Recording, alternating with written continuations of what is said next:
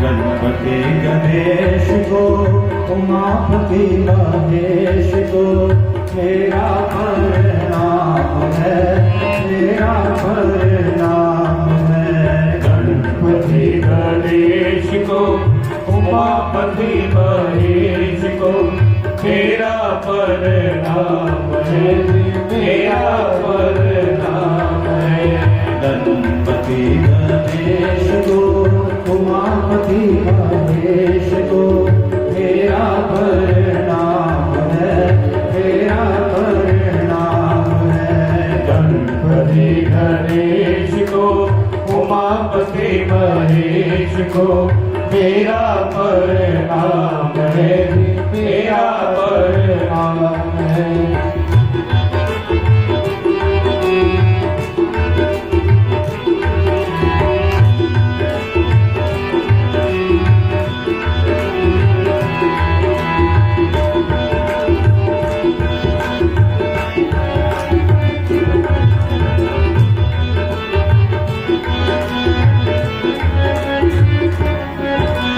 शंभू जी के बाल को, गौरा माँ के लाल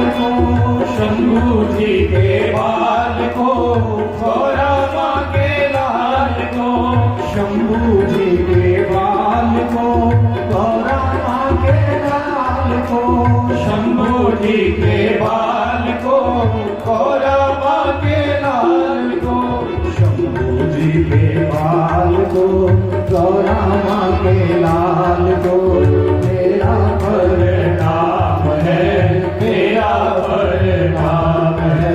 गणपति गणेश को, उमापति महेश को मेरा प्रणाम है, मेरा प्रणाम है।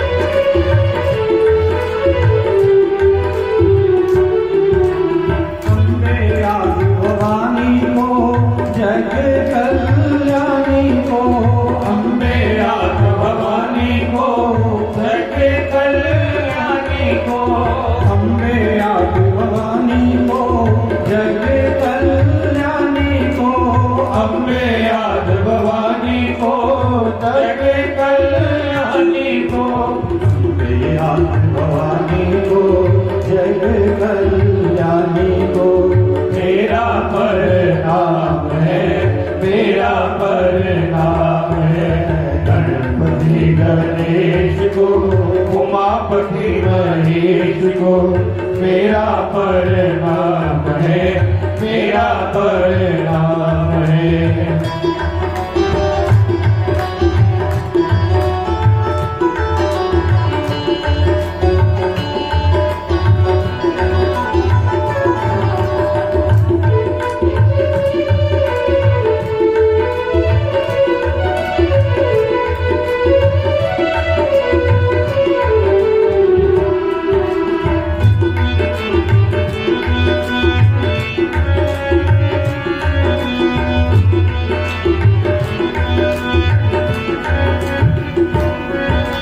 कृष्ण कन्हैया को, बलराम जी के भैया को, कृष्ण कन्हैया को, बलराम जी के भैया को,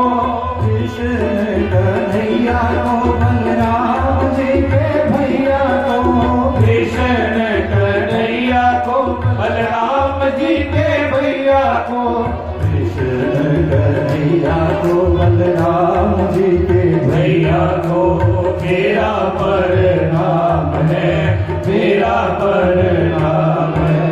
गणपति गणेश को, उमापति महेश को मेरा प्रणाम है, मेरा प्रणाम है।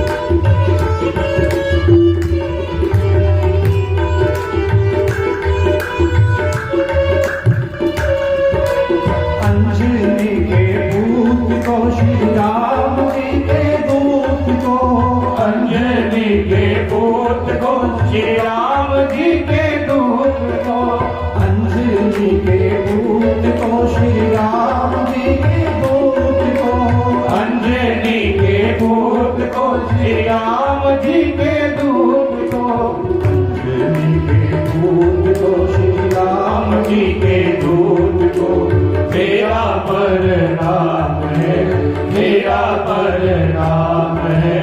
गणपति गणेश को, उमापति महेश को, मेरा प्रणाम है, मेरा प्रणाम है। गणपति गणेश को, उमापति महेश को, मेरा प्रणाम है, मेरा प्रणाम है। बोलो गणपति जी महाराज की जय। सत्य सनातन धर्म की जय। सच्चिदानंद रूपाय विश्वोत्पत्त्यादिहेतवे तापत्रय विनाशाय श्री कृष्णाय वयं नमः। एक्चुअली आवाज थोड़ी सही करो, ऐसा लगता जब बहुत डूंगी हुई दबी हुई आवाज हो रही है ना, ऐसा आ रही है आवाज, थोड़ी क्वालिटी से बना दे आवाज में। महान पावन पवित्र अज का यह दिन अति सुंदर। श्री गिरधारी लाल जी, उन्होंने परिवार, बहुत देर तो जिन्होंने मन की एक भावना सी कि असी अपने घर के अंदर श्रीमद भागवत महापुराण का प्रायण पाठ कथा इसमें करवाई। ये जल्दी कितने नहीं कथा सुनने वास्ते मिलती है। बाबा वेद व्यास जी लिखते हैं कि बहु जन्म पुण्य उदयन। बहु मतलब कि बहुत सारे, जन्म का मतलब जन्म, पुण्य का मतलब पुण्य, उदयन जो जागते उदय होंगे। बहुत सारे साडे पिछले जन्मां दे जो चंगे कर्म जागते हैं, उनका प्रकाश होता है ना, उस वेले श्रीमद भागवत महापुराण सुनने का मौका मिलता है। सुरा नाम अपनी दुर्लभ, देवतावां वास्ते भी श्रीमद भागवत महापुराण की कथा बड़ी दुर्लभ है। भागवत महापुराण के नाल, भागवत की कथा के नाल सानू की लाभ है? अपने शास्त्र, अपने धर्म ग्रंथ और भगवान श्री कृष्ण गीता के अंदर दस रहे हैं कि ममई वांशो जीव लोके जीव भूत सनातन है, कि संसार के जितने भी जीव है ना, वो परमात्मा कह रहे कि मेरा ही अंश है, मेरा नूर है, मेरे तो बिना और संसार के अंदर कुछ भी नहीं है। और तुलसीदास जी महाराज ने लिखा, ईस अंश जीव अविनाशी। ईश्वर का अंश ये जीवात्मा है, जिन्हें असी अपने परिवार के नालों एक बार बिछुड़ जाइए। कोई बच्चा परिवार के नालों बिछुड़ जाता है ना, किसी मेले के विच, किसी ब्याह शादी के विच, किसी होर जगह से, वो किसी सज्जन आदमी को मिल जाता है बच्चा। वो सज्जन आदमी है जिहड़ा उसनों खिडौने भी लैके दिंदा है, सोने को सोने, उसनों सोने को सोना कपड़ा भी लै दिंदा है, उसनों सोने को सोनी चंगी तो चंगी खाण पीण वाली चीज भी लै दिंदा है, पर वो बच्चा रोंदा रहता है। इन्ना कुछ मिलने के बावजूद भी वो बच्चा रोंदा है। क्यों रोंदा है? क्योंकि उसनों ओदा परिवार, उसकी मां, उसका बाप हजे नहीं मिली। जदों उसको उसके मां बाप मिल जाते हैं, जदों उसको उसका परिवार मिल जाता है, तो बच्चे खिडौणियां को भुल जाता है, सारी चीजों को भुल जाता है, फिर अपनी मां को, अपने बाप को वो गले लग के मिलता है। पर जिन्ना चिर मां बाप को नहीं मिलता बच्चा, उन्ना चिर वो रोंदा ही रहता है, जो मर्जी हो जाए। उस तरह के नाल असी दुनिया के जिन्ने भी जीव हाँ, असी की हाँ परमात्मा तो अलग हो गए। परमात्मा तो अलग हो के किते किसे योनि दे विच पैदा हो गए, किते किसे योनि दे विच पैदा हो गए, किते किसे योनि दे विच पैदा हो गए, असीं रो रहे हैं, असीं रोंदे पे, क्योंकि जन्म तो लैके मरण तक का जिन्ना भी साडा सफर है ना, ये सारा रोण दे विच ही बतीत हुंदा है। अगे जाके कथा आएगी डिटेल दे नाल कि किवें जीव रोंदा है। ये जन्म तो बाद रोना नहीं शुरू होंदा, ये जन्म तो पहला ही माता दे गर्भ दे अंदर ही रोना शुरू हो जाता है। रोंदा आदमी कदों है? जदों उसनूं दुख मिलता है। तो श्रीमद् भागवत महापुराण की है, महापुराण है भगवान नूं असीं किवें प्राप्त कर सकते हैं। जिस रास्ते तो असीं भटक चुके हाँ, उस रास्ते से किवें चल सकते हैं। भागवत के नाल की हुंदा है साडा चिंतन। चिंतन जानते हो की हुंदा है? साडी सोच, साडे विचार किदां दे असीं की सोच रहे हैं, असीं की विचार कर रहे हैं, असीं चिंतन किस चीज का कर रहे हैं। अजकल असीं चिंता ज्यादा करते हैं, चिंतन नहीं करते। भागवत के नाल की हुंदा है साडा जिहड़ा चिंतन है, साडी जिहड़ी सोच है वो सुधरदी है। जदों साडी सोच सुधर जाती है, साडा चिंतन सुधर जाता है, तो फिर भी सुधरना है उस तो बाद साडा चरित्र, साडा चरित्र सुधरता है। आपां किहदी पूजा करते हैं? एक आदमी का हुंदा है चिंतन, ओहदी सोच, उसको आपां कहते चिंतन। और एक आदमी का होता है चित्र। चित्र का मतलब ओहदी फोटो। चरित्र ते चित्र ये दो चीजें होंगी है। चरित्र कि इस आदमी का करैक्टर कितना है, यदि फोटो कितना दी है, और एक है चित्र, ओहदी फोटो किस तरह की, दूसरा है चरित्र ये सोच विचार की है। तो आप पूजा की करते हैं, आप सारे जिहड़े पूजा करते हैं ना, वो किसी फोटो की पूजा नहीं करते, आप चित्र की पूजा नहीं करते, आप चरित्र की पूजा करते हैं।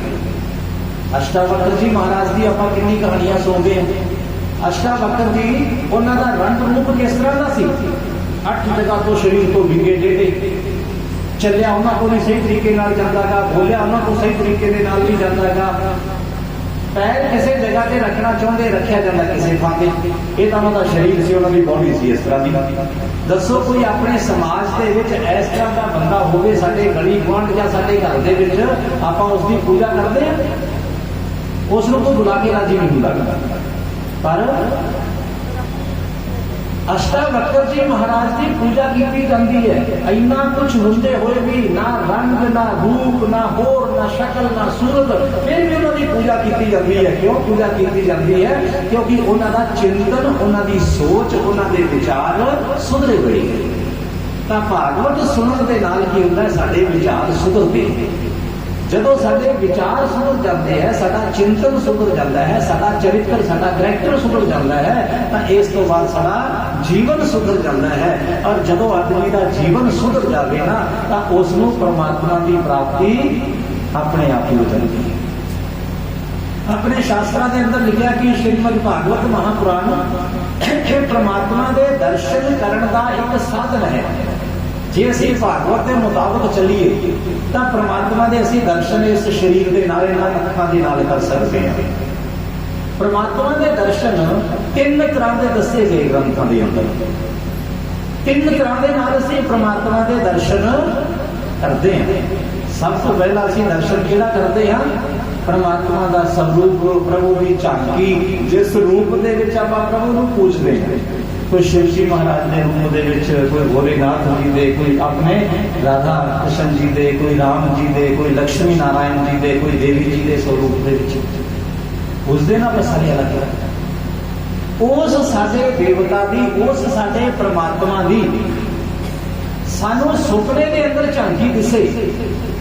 कई बार आप की करते हैं, दसते हैं एक दूसरे को कि सुपने के अंदर रात में माता के मंदिर के अंदर सी, सुपने के अंदर मैं शंकर भगवान के जल चढ़ा रहा सी, शिव जी महाराज की मैं पूजा कर रहा सी, सुपने के अंदर मैं वृंदावन बन के बिहारी जी के सामने खड़ा होया सी। ये अपन सुपने आते कि नहीं आते?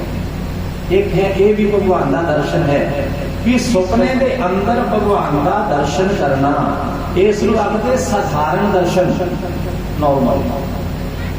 फिर दूसरा दर्शन जिहड़ा है प्रभु का, मंदिर के अंदर परमात्मा की मूर्ति के दर्शन करना। मंदिर के विच आपां जाने हैं, भगवान के सामने जाके आप हाथ जोड़ के खड़े हो जाते हैं, परमात्मा की आप स्तुति करते हैं, वो है दूसरे दर्जे का दर्शन, उसको आखिर मध्यम मीडियम। इस तो बाद तीसरा दर्शन है परमात्मा का, अप्रोक्ष दर्शन। अप्रोक्ष दर्शन का मतलब परोक्ष ते अप्रोक्ष। परमात्मा मंदिर दे विच है, परमात्मा सिर्फ किथे है, मंदिर दे विच है। जा भगवती महामाया चिंतपूर्णी किथे, चिंतपूर्णी दे विच रहिंदी। बांके बिहारी जी वृंदावन दे विच रहिंदे, श्री राम जी अयोध्या दे विच रहिंदे। इन्ना क मन लेना, इन्ना जरा मन लेना, उस हजे परोक्ष, यानी कि परमात्मा इस मंदिर को बाहर नहीं है, परमात्मा मंदिर के अंदर ही है। ये सब तो छोटे दर्शन। और हुण इस तो बाद की है एक जरा अप्रोक्ष दर्शन। वो दर्शन की होता है, उस दर्शन का मतलब होता है कि कोई इस तरह की जगह नहीं जिथे परमात्मा विराजमान नहीं है। हरि व्यापक सर्वत्र समाना, कि परमात्मा घट घट दे विच भी विराजमान है। कोई ऐसा की जगह है नहीं जिथे परमात्मा नहीं। सिए राम मैं सब जग जानी। जिन्नियां भी संसार दीयां चीज़ां मैनूं दिखाई दे रही हैं, जे ये मेरे कोल चश्मा है, ये अंदर भी परमात्मा है। जे मेरे सामने माइक पिया, ये भी परमात्मा है। जे तुसी सामने बैठे हो, थोड़े विच भी परमात्मा है। जे अपने सामने ये सोटी के उत्ते कपड़ा लपेटिया होया, तो ये अंदर भी परमात्मा है। यानी कि उस परमात्मा नूं हर एक जगह ते विराजमान मनना, कि कोई जगह ऐसा दी नहीं है जिथे परमात्मा नहीं। इस तो बाद एक और दर्शन है, और भाव है।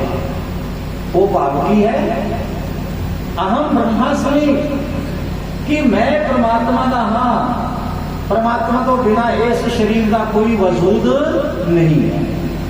परमात्मा तो बिना के अंदर कुछ नहीं है। मैं भी परमात्मा हाँ। ये सब जिन्नियां संसार की चीजें हैं, ये सारियां ही परमात्मा है। यानी परमात्मा तो बिना संसार के अंदर और दूसरी कोई वस्तु है ही नहीं। जदों इस तरह की भावना पैदा होती है, तो फिर समझो कि परमात्मा साडे तो दूर नहीं है। फिर सानू बाहर जाने की जरूरत नहीं, सानू बहुत तरह से भटकन की जरूरत नहीं है।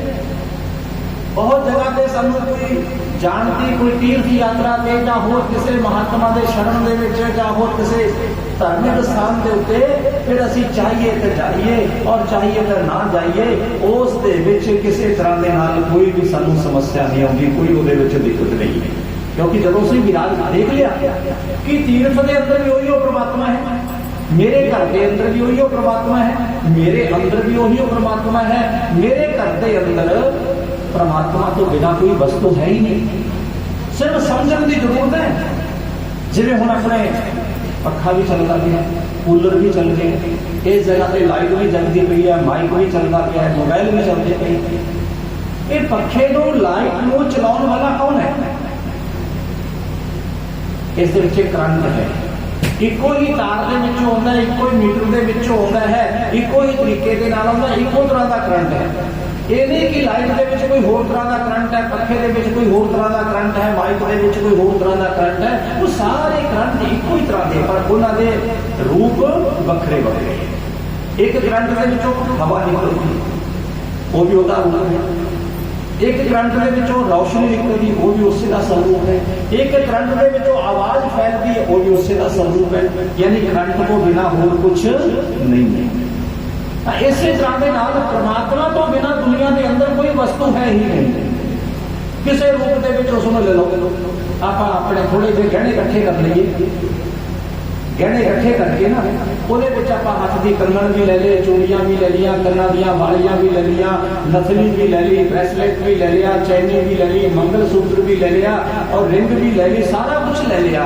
सारा कुछ लेके असीं सुनहरे के कोल चले जाते हैं, ले लिया ना कोई सुनहरे के कोल, और सुनहरा सारा कुछ देख के तोल के सानू की कहता है, वो कहता जी थोड़ा जो सोना है ना ये 500 ग्राम हो गया, यानी अद्धा किलो थोड़ा सोना है। ये नहीं कहता कि तेरी रिंग इन्ने की सीगी, मंगल सूत्र इन्ने का ग्राम का सीगा, फलानी चीज इन्ने ग्राम की सी, टोटल सोने को देखता है और वो कहता है इन्ने ग्राम 500 ग्राम भाई थोड़ा सोना हो गया, तो सोना की करना है।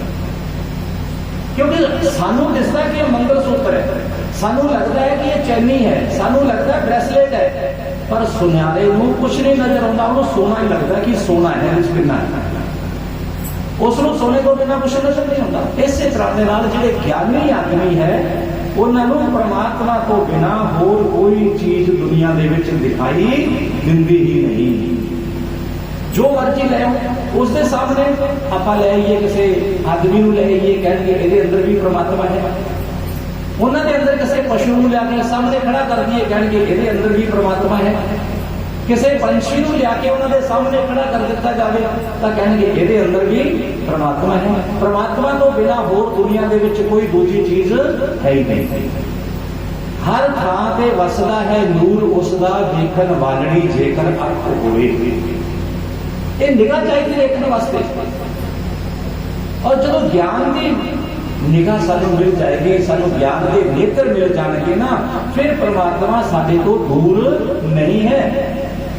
अपने कवियों ने लिखा की लिखा कि जल्ले जल्ले में है झांकी भगवान की, जल्ले जल्ले में है झांकी भगवान की, किसी सूझ वाली आंख ने पहचान की। जल्ले जल्ले में है झांकी भगवान की, किसी सूझ वाली आंख ने पहचान की। झांकी भगवान की।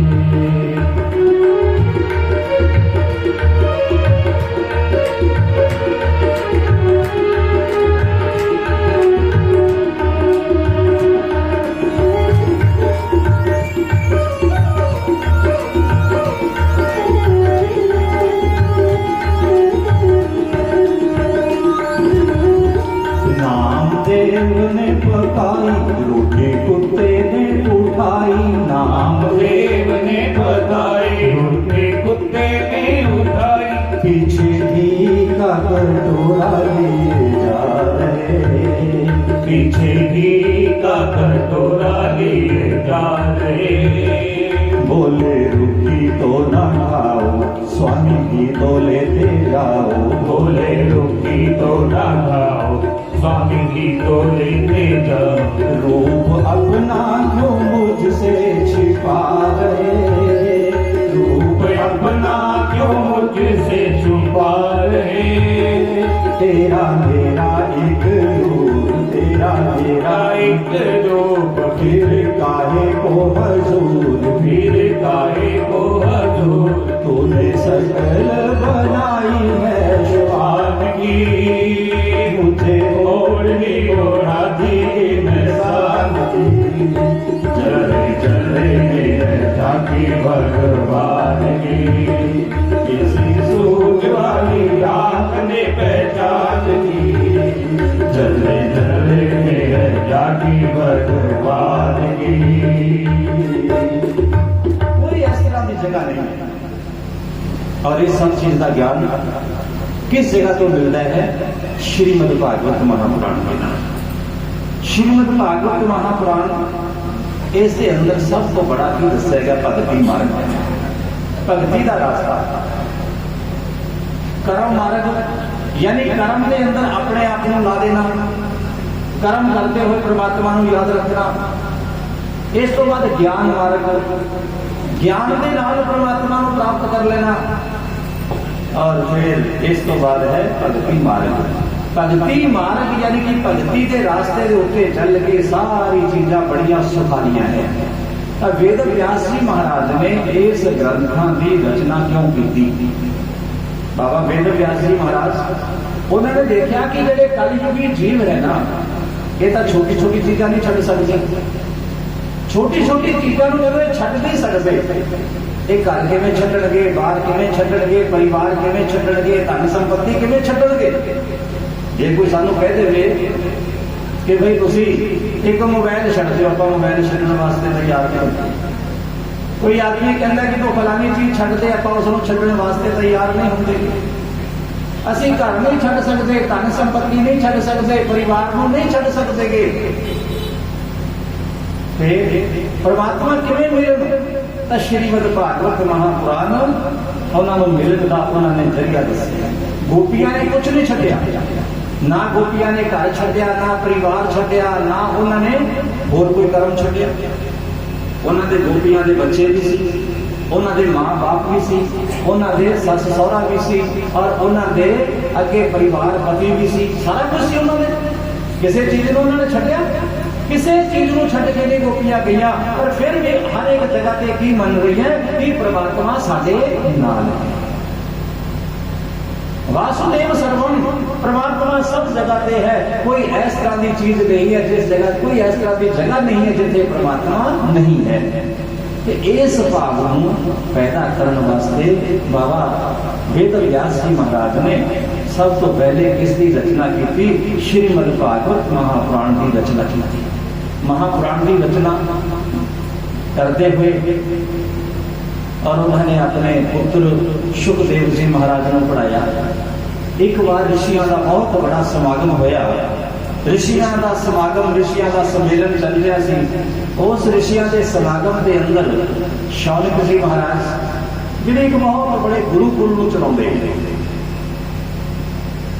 सूत जी महाराज जी कोल बैठ गए। सूत जी को कहने लगे कि सूत जी, आने वाला जिहड़ा कलयुग है, आगतम कलिनम दृष्टवा, कि आने वाला जिहड़ा कलयुग है ना, कलयुग के अंदर की होएगा? सारे लोग अपने अपने धर्म तो, अपने कर्म तो, अपनी मान मर्यादा तो, सारी चीजों को गिर जाएंगे। कोई आदमी अपने धर्म के उत्ते नहीं चलेगा। धर्म का मतलब होता है मर्यादा। कोई भी जो संसार का जीव है ना, ये मर्यादा के विच नहीं रहेगा। मां अपनी मर्यादा छड़ देगी, बाप अपनी मर्यादा छड़ देगा, पति अपनी मर्यादा छड़ देगा, पत्नी अपनी मर्यादा छड़ देगी, भाई अपनी मर्यादा छड़ देगा, गुरु अपनी मर्यादा छड़ देगा, राजा अपनी मर्यादा छड़ देगा, प्रजा अपनी मर्यादा छड़ देगी। सारी चीजा मर्यादा तो भ्रष्ट हो जाएगियां, सब चीजा मर्यादा तो हीन हो जाएगियां। उस वेले परमात्मा की प्राप्ति का साधन की होएगा? श्री सूत जी महाराज ने ऋषियों को दसिया कि हे ऋषियों, कलयुग के अंदर जो सब लोग पाप परायण हो जाएंगे ना, तो उन्होंने वास्ते है श्रीमद भागवत महापुराण। भागवत महापुराण इसके सुनने के नाल ही जीव का कल्याण हो जाता है। ऋषियों ने पूछा, महाराज किसने सुनिया? इसके बारे कृपा करके दसो, किसका कल्याण होया? क्योंकि आपां नूं कोई किसी आदमी की दस पाउंदा है, कोई कहता फलानी जगह पे डॉक्टर बड़ा चंगा है, आपां कहने भी कौन दवाई लैके आया? सानू पहले इहदा पता होना चाहिए ना कि उसके कोलों राजी कौन होया। सानू कहते फलाना आदमी बड़ा चंगा है, आपां कहने कि उसके कोलों किसका फायदा होया? इसे तरह के नाल जो सूत जी महाराज ने श्रीमद भागवत महापुराण का जिक्र किया, तो ऋषियों ने पूछा, महाराज इसके नाल किसका कल्याण होया? तो उन्होंने सब तो पहले उदाहरण किसका दिता कि परीक्षितम कथावतो सभाया संस्थितेषु। जिस वेले राजा परीक्षित कथा सुनने वास्ते बैठे और उन्होंने सुखदेव जी महाराज कथा सुनाने लग पे। जिस वे कथा सुनानी शुरू की, कितना लोगों के अंदर एक हलचल पैदा हो गई। जिवें अपने भी गली गुआढ़ के अंदर पता लग्या कि गिरधारी लाल जी का परिवार श्रीमद भागवत महापुराण करवा रहे हैं। कईयां को निमंत्रण दिता, वो भी आ गए। जिन्होंने पता लग्या वो भी इस जगह पे आ गया कि चलो श्रीमद भागवत महापुराण की कथा हो रही है और भागवत की कथा को सुनिया जाएगा। जदों देवतावां नूं पता लग्या कि राजा परीक्षित कथा सुनने वास्ते बैठे हैं और सुखदेव जी महाराज कथा सुनाने वास्ते आसन के उत्ते विराजमान हो गए, कथा कल नूं आएगी कि सुखदेव जी ने कथा क्यों सुनाई, राजा परीक्षित ने कथा क्यों सुनी। और सारे देवताओं ने विचार किया कि राजा परीक्षित को एक डर है। किस तरह का डर? कि अज तो 7 दिन बाद मेरी मौत हो जाएगी। राजा ने मौत को डरते मारे इस कथा को सुनिया, तो राजा ने एक मौत का डर है। तो आप की करिए? आप अमृत लै चलिए। जाके राजा परीक्षित को कह देने कि भाई अमृत तू पी ला, अमृत तू पी ले तो अमर हो जाएगा, तेन मरण का डर नहीं रहेगा। और ये जी कथा है ना परमात्मा की, ये सानू सुना दी। सुखदेव जी महाराज जी को चले गए, जाके कलश अमृत का भरया हुआ कुंभ वो रख दिता सुखदेव जी महाराज के सामने। तो सुखदेव जी ने देवताओं को पूछा भाई तुम किवें आए हो? तो देवता कह लगे कि असी आए ना कि इस जगह पर तुम कथा कर रहे हो और राजा को तुम ये कथा सुना रहे हो। महाराज ये जी कथा सानू सुना दो और जरा अमृत है ना ये तुम राजा परीक्षित को पिया दो ताकि ये जन्म के मरण का डर खत्म हो जाए। सुखदेव जी महाराज जी कहने लगे तुम कथा सुनने के हकदार नहीं, चले जाओ इस जगह पर, इस पंडाल के विचों इस मंडप के विचों बाहर निकल जाओ, तुम कथा के बैठने के भी हकदार नहीं हो।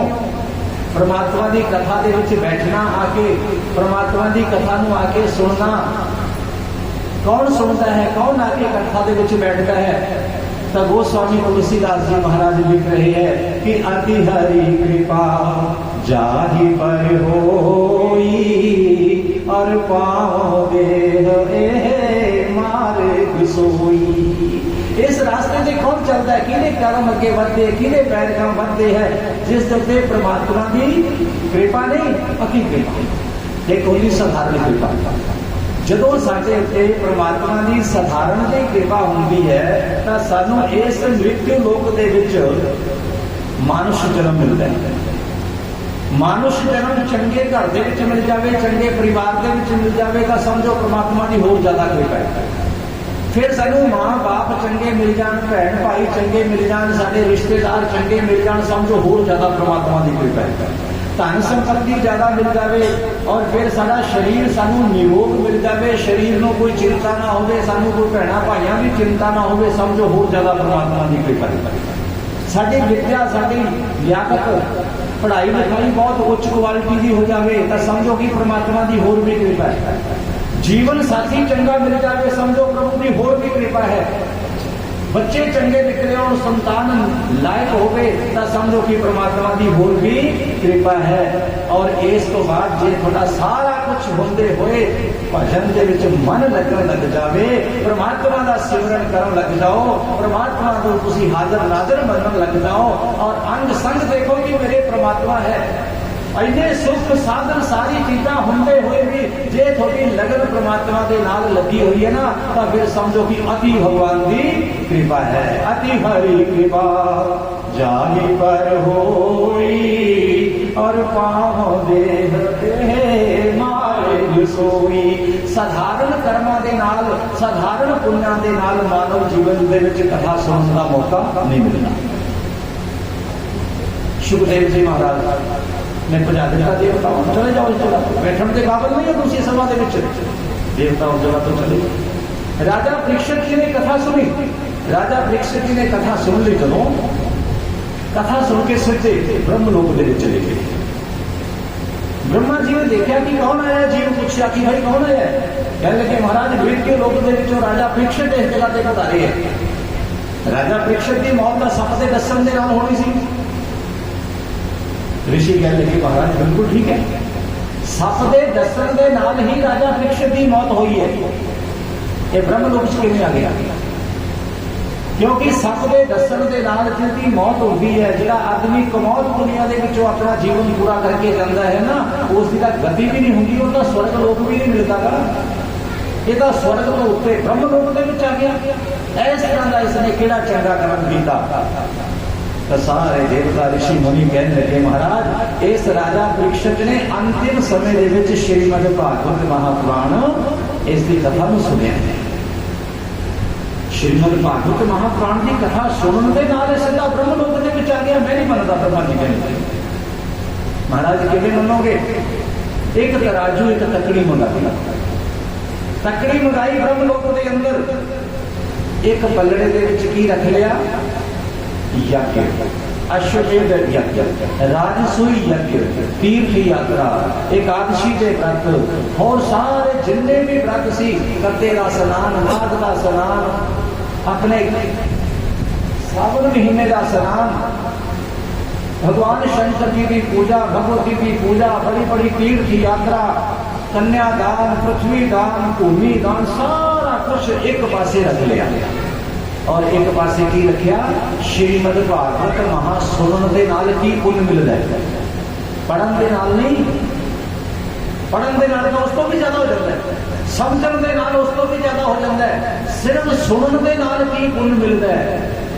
तो जिस पलड़े दे विच कथा सुनन का फल रखा होया सी ना, वो पलड़ा जमीन तो उठिया नहीं, सब साधन रह गए हल्के।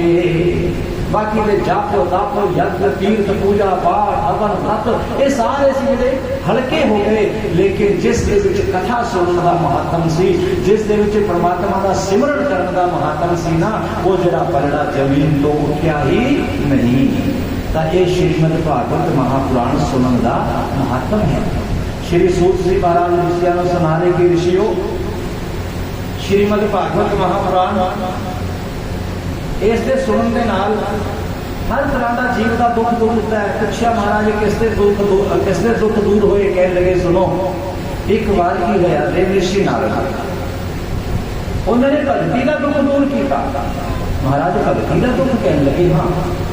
देव ऋषि नारद एक बार ब्रह्म लोक दे विचों, स्वर्ग लोक दे विचों, चंद्र लोक दे विचों, शिव लोक दे विचों, ब्रह्म लोक दे विचों घूमते हुए, भ्रमण करते हुए ना ऐसे मृत्यु लोक दे विच आ गए। इस मृत्यु लोक दे विच क्यों आए कि देखो परमात्मा ने 24 अवतार लए है, वो किथे लए? इस पृथ्वी के उत्ते। कितनी भाग्यशाली ये जनता होएगी, कितनी भाग्यशाली हिंदुस्तान की ये पब्लिक होएगी जिस धरती के उत्ते परमात्मा ने अवतार लिया, जिस भूमि के उत्ते परमात्मा ने अपनी लीला की। किते राम बन के, किते भगवान कृष्ण बन के, किते नरसिंह भगवान बन के, किते वामन महाराज बन के, किते मत्स्य कश्यप वराह बन के, जिन्होंने इस जगह से लीला की, उस पृथ्वी के उत्ते भाई असी लोग पैदा हुए। ये लोग कितने पवित्र होंगे? गंगा इतनी ज्यादा पवित्र है कि गंगा के विच स्नान करने वाले कितने पवित्र होंगे? जरा विचार करते हैं। नारद के मन के विच विचार आया कि मैं इस मृत्यु लोक के विच जाके जरा देखा जिथे परमात्मा बार बार जाते, बार बार जाते। आप भी किसी आदमी को देखिए कि बार बार भाई फलाने घर के जाता है, फलानी दुकान पे जाता है, फलानी चीज बार बार खाता है, वो कोई ना कोई खासियत तो होएगी। ऐसा तो है नहीं कि हरेक बारी जो जी करता उसे चक्के इधर आ जाता है, कोई ना कोई कारण तो जरूर होएगा। इस हलवाई की दुकान के कोई ना कोई मिठाई चंगी होएगी, इस फ्रूट वाले से कोई ना कोई फ्रूट चंगा होएगा, ये जूस वाले से कोई जूस चंगा होएगा, इस कपड़े वाले से कोई कपड़ा चंगा होएगा। जिथे आदमी बार बार जाता है, बार बार जाता है। देव ऋषि नारद जी आया, जब नारद जी महाराज इस जगह पे आए, नारद जी ने आके चारों पासे अपना भ्रमण किया। सारे हिंदुस्तान के जिन्हें बड़े बड़े तीर्थ सी ना, वो सारे तीर्थों के उत्ते जाके उन्होंने मन बड़ा उदास हो गया, बड़ा उन्होंने मन परेशान है। जब मन परेशान होया क्यों कि तीर्थों का जोड़ा महत्व है वो खत्म हो गया। क्यों? उत्थे पखंडी लोग रहने लगे। पहला आप लोग तीर्थ यात्रा से जाते सी, अपने बुजुर्ग भी तीर्थ यात्रा से जाते सी, और वो की कहते सी असीं गंगा स्नान करने वास्ते जा रहे हैं। जे कोई वृंदावन जाता सी, वो कहता सी बांके बिहारी जी के दर्शन करने वास्ते जा रहे हैं। जे कोई गंगोत्री जमुनोत्री जाता सी तो कहता सी इस जगह पे स्नान करने वास्ते, दर्शन करने वास्ते जा रहे हैं।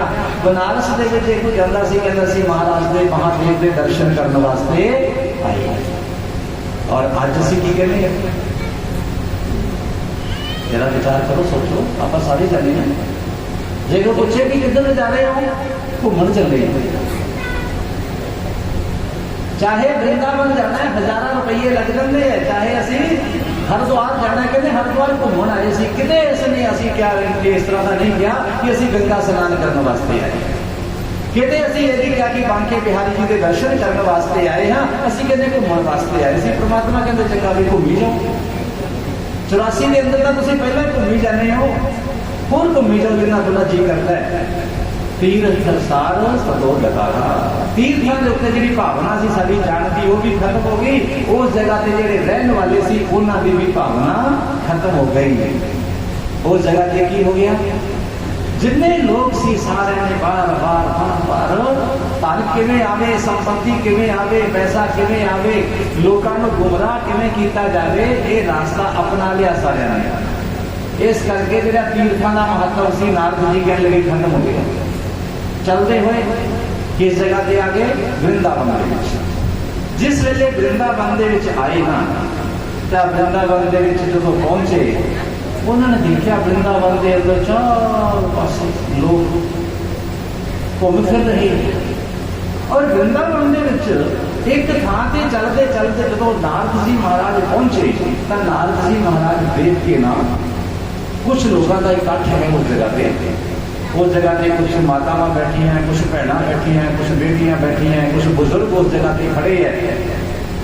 और इन्हां सारियां दे विच की उन्होंने नजर आया कि दो उस जगह पे बुढ़े आदमी, दो बुजुर्ग वो थले पे है चटाई के उत्ते, और एक नौजवान स्त्री ओहो उन्होंने पखा चल गई और की कही, बेटा ज्ञान उठ, बेटा वैराग उठ, ऐ मेरे बच्चे, ऐ मेरे लाल तू उठता क्यों नहीं, ऐ मेरे पुत्र तू जागता क्यों नहीं, तू क्यों सो गया।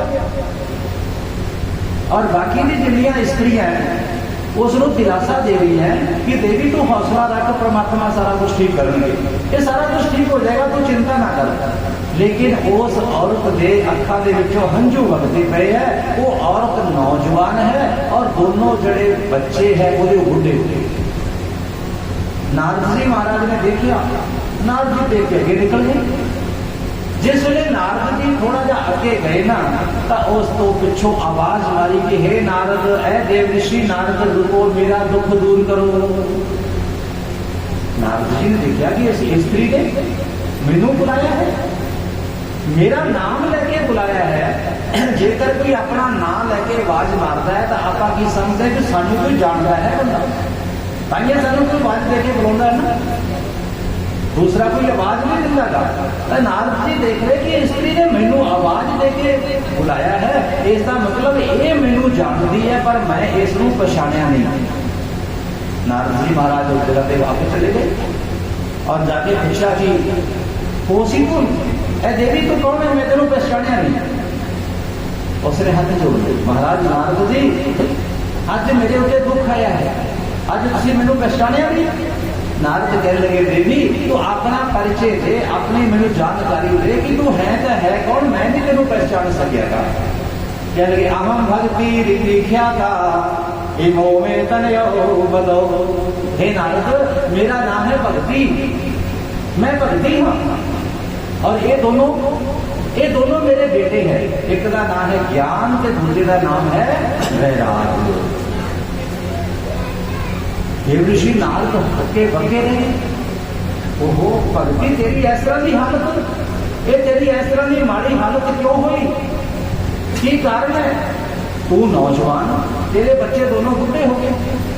भगती कह लगी, नारद सुनो, मैं द्रविड़ देश के विच पैदा हुई, कर्नाटका के विच मैं वड्डी हुई, जवान हुई, और मैं महाराष्ट्र के विच मेरी पालना पोषणा हुई, मैं जवान हो गई।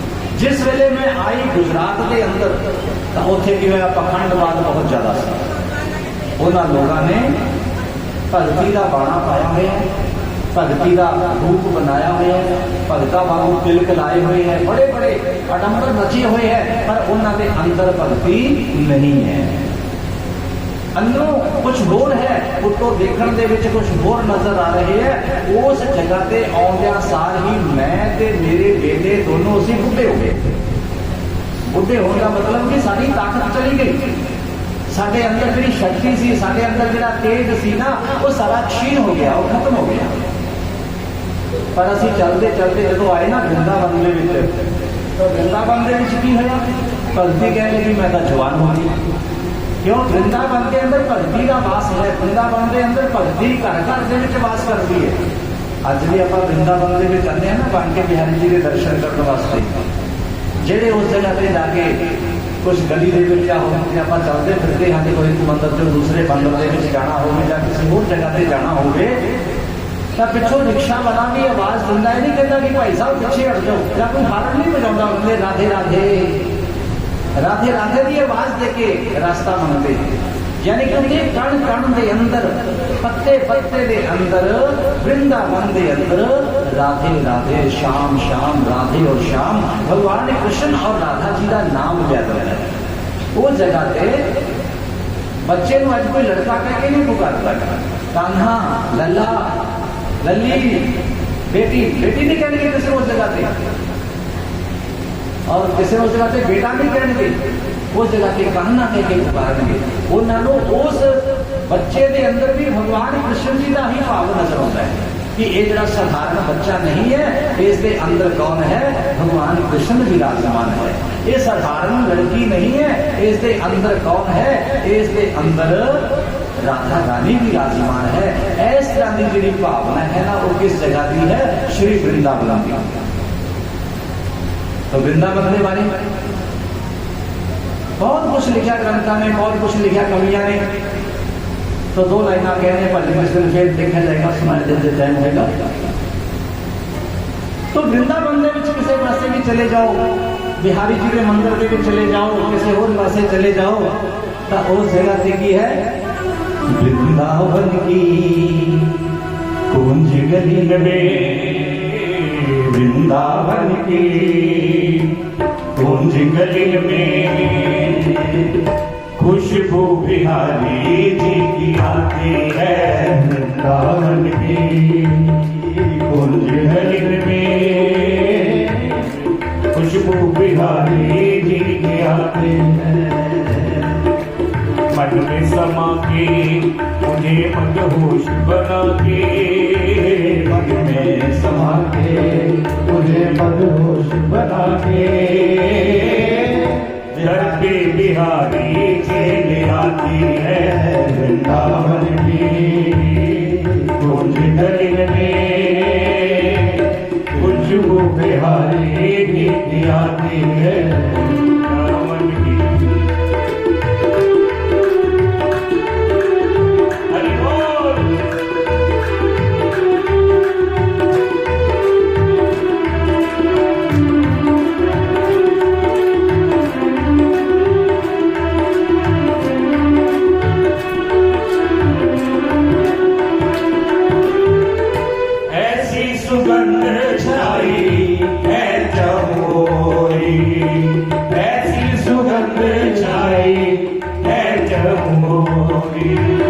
रसिकों को बात लाती है ये मडोरी, रसिकों को बात लाती है ये मडोरी। जग को भुलाए ये दिल में समाए, जग को भुलाए ये दिल में समाए, प्रेमियों के मन में बाकी है, वृंदावन की कुंज गली में, वृंदावन की कुंज गली में खुशबू बिहारी जी की आती है, वृंदावन की। इस तरह का वृंदावन का वातावरण, इस तरह की वृंदावन की आबो हवा। नारद जी महाराज ने पूछा कि देवी ये तेरी हालत क्यों हुई? कहने लगे देखो कोई ज्ञान को जानने वाला नहीं है, कोई ज्ञानी नहीं है, और फिर कोई वैरागी नहीं। ज्ञान का मतलब कि मैं जदों दुनिया के अंदर नहीं सी आया, दुनिया उदों भी चलती पई सी, जदों मैं दुनिया के अंदरों चला जावांगा दुनिया उदों भी चलती रहेगी। मैं सदा रहन वास्ते नहीं आया, मैं एक सराह के विच कुछ समय लिए अपना वक्त गुजारने वास्ते आया। मैं जिंदा अपने इस दुनिया के विचों रह के चले जाना, सदा रहन वास्ते नहीं आया। यह है ज्ञान कि दुनिया की चीज़ां दुनिया के विच रह जाएगियां। जेड़ी जेड़ी चीज़ां सानू इस जगह तो मिलियां है, इस जगह तो की सानू मिलिया, दुनिया के अंदरों माँ बाप मिले, वो किथे छुप जाएंगे, दुनिया के अंदर। भैन भाई मिले, कितों मिले, दुनिया के अंदरों किथे रह जाएंगे, दुनिया के अंदर। ये सानू धन संपत्ति मिलिया, दुनिया के अंदरों किथे रह जाएगा, दुनिया के अंदर। और सानू शरीर कितों मिलिया, दुनिया के विचों, ये भी किथे रह जाएगा, दुनिया के अंदर। तो नाल की जाएगा, नाल जाएगा जीव का कर्म। मैं कोई चंगा कर्म करा, मैनू कर्म करने वास्ते परमात्मा ने भेजा है, ये है ज्ञान। और दूसरा है वैराग। वैराग का मतलब इन्हें सब चीजों को दूरी बना लेनी। धन संपत्ति ये परमात्मा ने मैनू बरतन वास्ते दिते है, मैं इसका दुरुपयोग ना करा, मैं इसका सदुपयोग करा। ये श्वासा की कुंजी परमात्मा ने मैनू दी है, ये वधनी नहीं है, इसको मैं चंगे पासे ला देवा। जो प्राणी इस तरह के नाल सोचता है और दुनिया को किनारा कर लेता है, परमात्मा का हो जाता है, उसका नाम है वैराग। तो भक्ति कह लगी देखो इस जगह पे ना किसी को ज्ञान है ते ना किसी को वैराग है। जेडे अपने आप को ज्ञानी कहते, अपने आप को वैरागी कहते हैं, वो भी मोह माया के चक्कर के विच फसे हुए हैं। और भक्ति करने वाला दुनिया के अंदर इस वे सच्चा भगत कोई है ही नहीं, सिर्फ दिखावे के है। पर वृंदावन के विच भी है सच्चे भगत आज भी बैठे हैं, और जिदे करके मैं तो जवान हो गई और मेरे जेडे दोनों बच्चे हैं ये बूढ़े हो गए। इस तरह के नाल जो भगती ने अपना दुख दसिया, नारद जी महाराज ने उसको वेद मंत्र सुनाए, ज्ञान वैराग को वेद मंत्र सुनाए, गाउन का यत्न किया, कोशिश की, ज्ञान वैराग उठो, भद्रम करणे विष्णुयाम देवा भद्रम पशे। इस तरह के मंत्रों का उच्चारण होया पर उन्होंने कोई असर नहीं हुआ।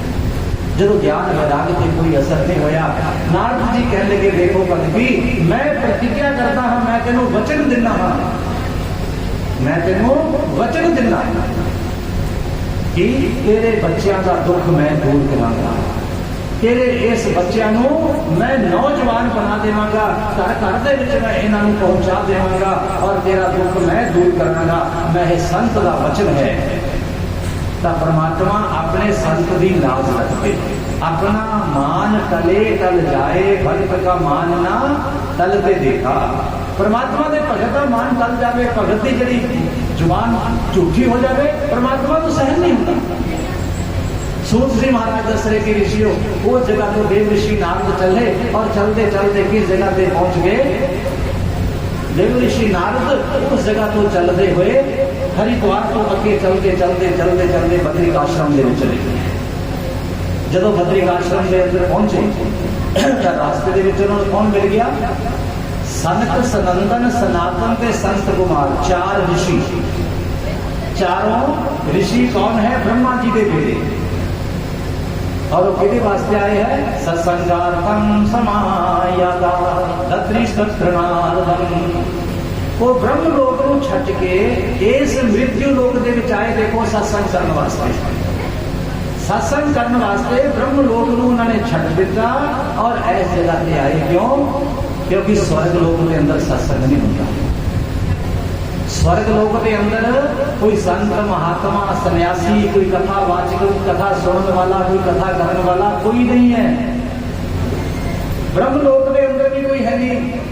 उस जगह पे भी सत्संग नहीं होता। स्वर्ग के अंदर उत्थे भी की है, लोग को भोगा भोग दे, यानी इस जगह तो रुपया इकट्ठा किया, उस जगह पे जाके खर्च ले।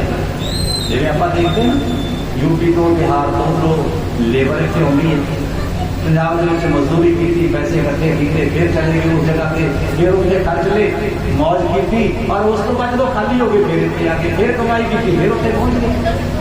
कोई हालत है स्वर्ग लोक की। ऐ जगह के चंगे कर्म किए, पुण्य इकट्ठे किए, दान किया, सिमरन किया, भजन किया, तीर्थ यात्रा की, स्वर्ग के अंदर चले गए। उस जगह पे ना कोई सत्संग, ना उस जगह पे कथा वार्ता, ना उस जगह पे कोई और चीज। उस जगह पे की है सारी इको से, सारे सुखों को भोगने वाले हैं। उस जगह पे भोगा हो गया, फिर इस जगह पे आ गया। इस करके भाई उस जगह पे कोई साधु नहीं है, कोई महात्मा नहीं है।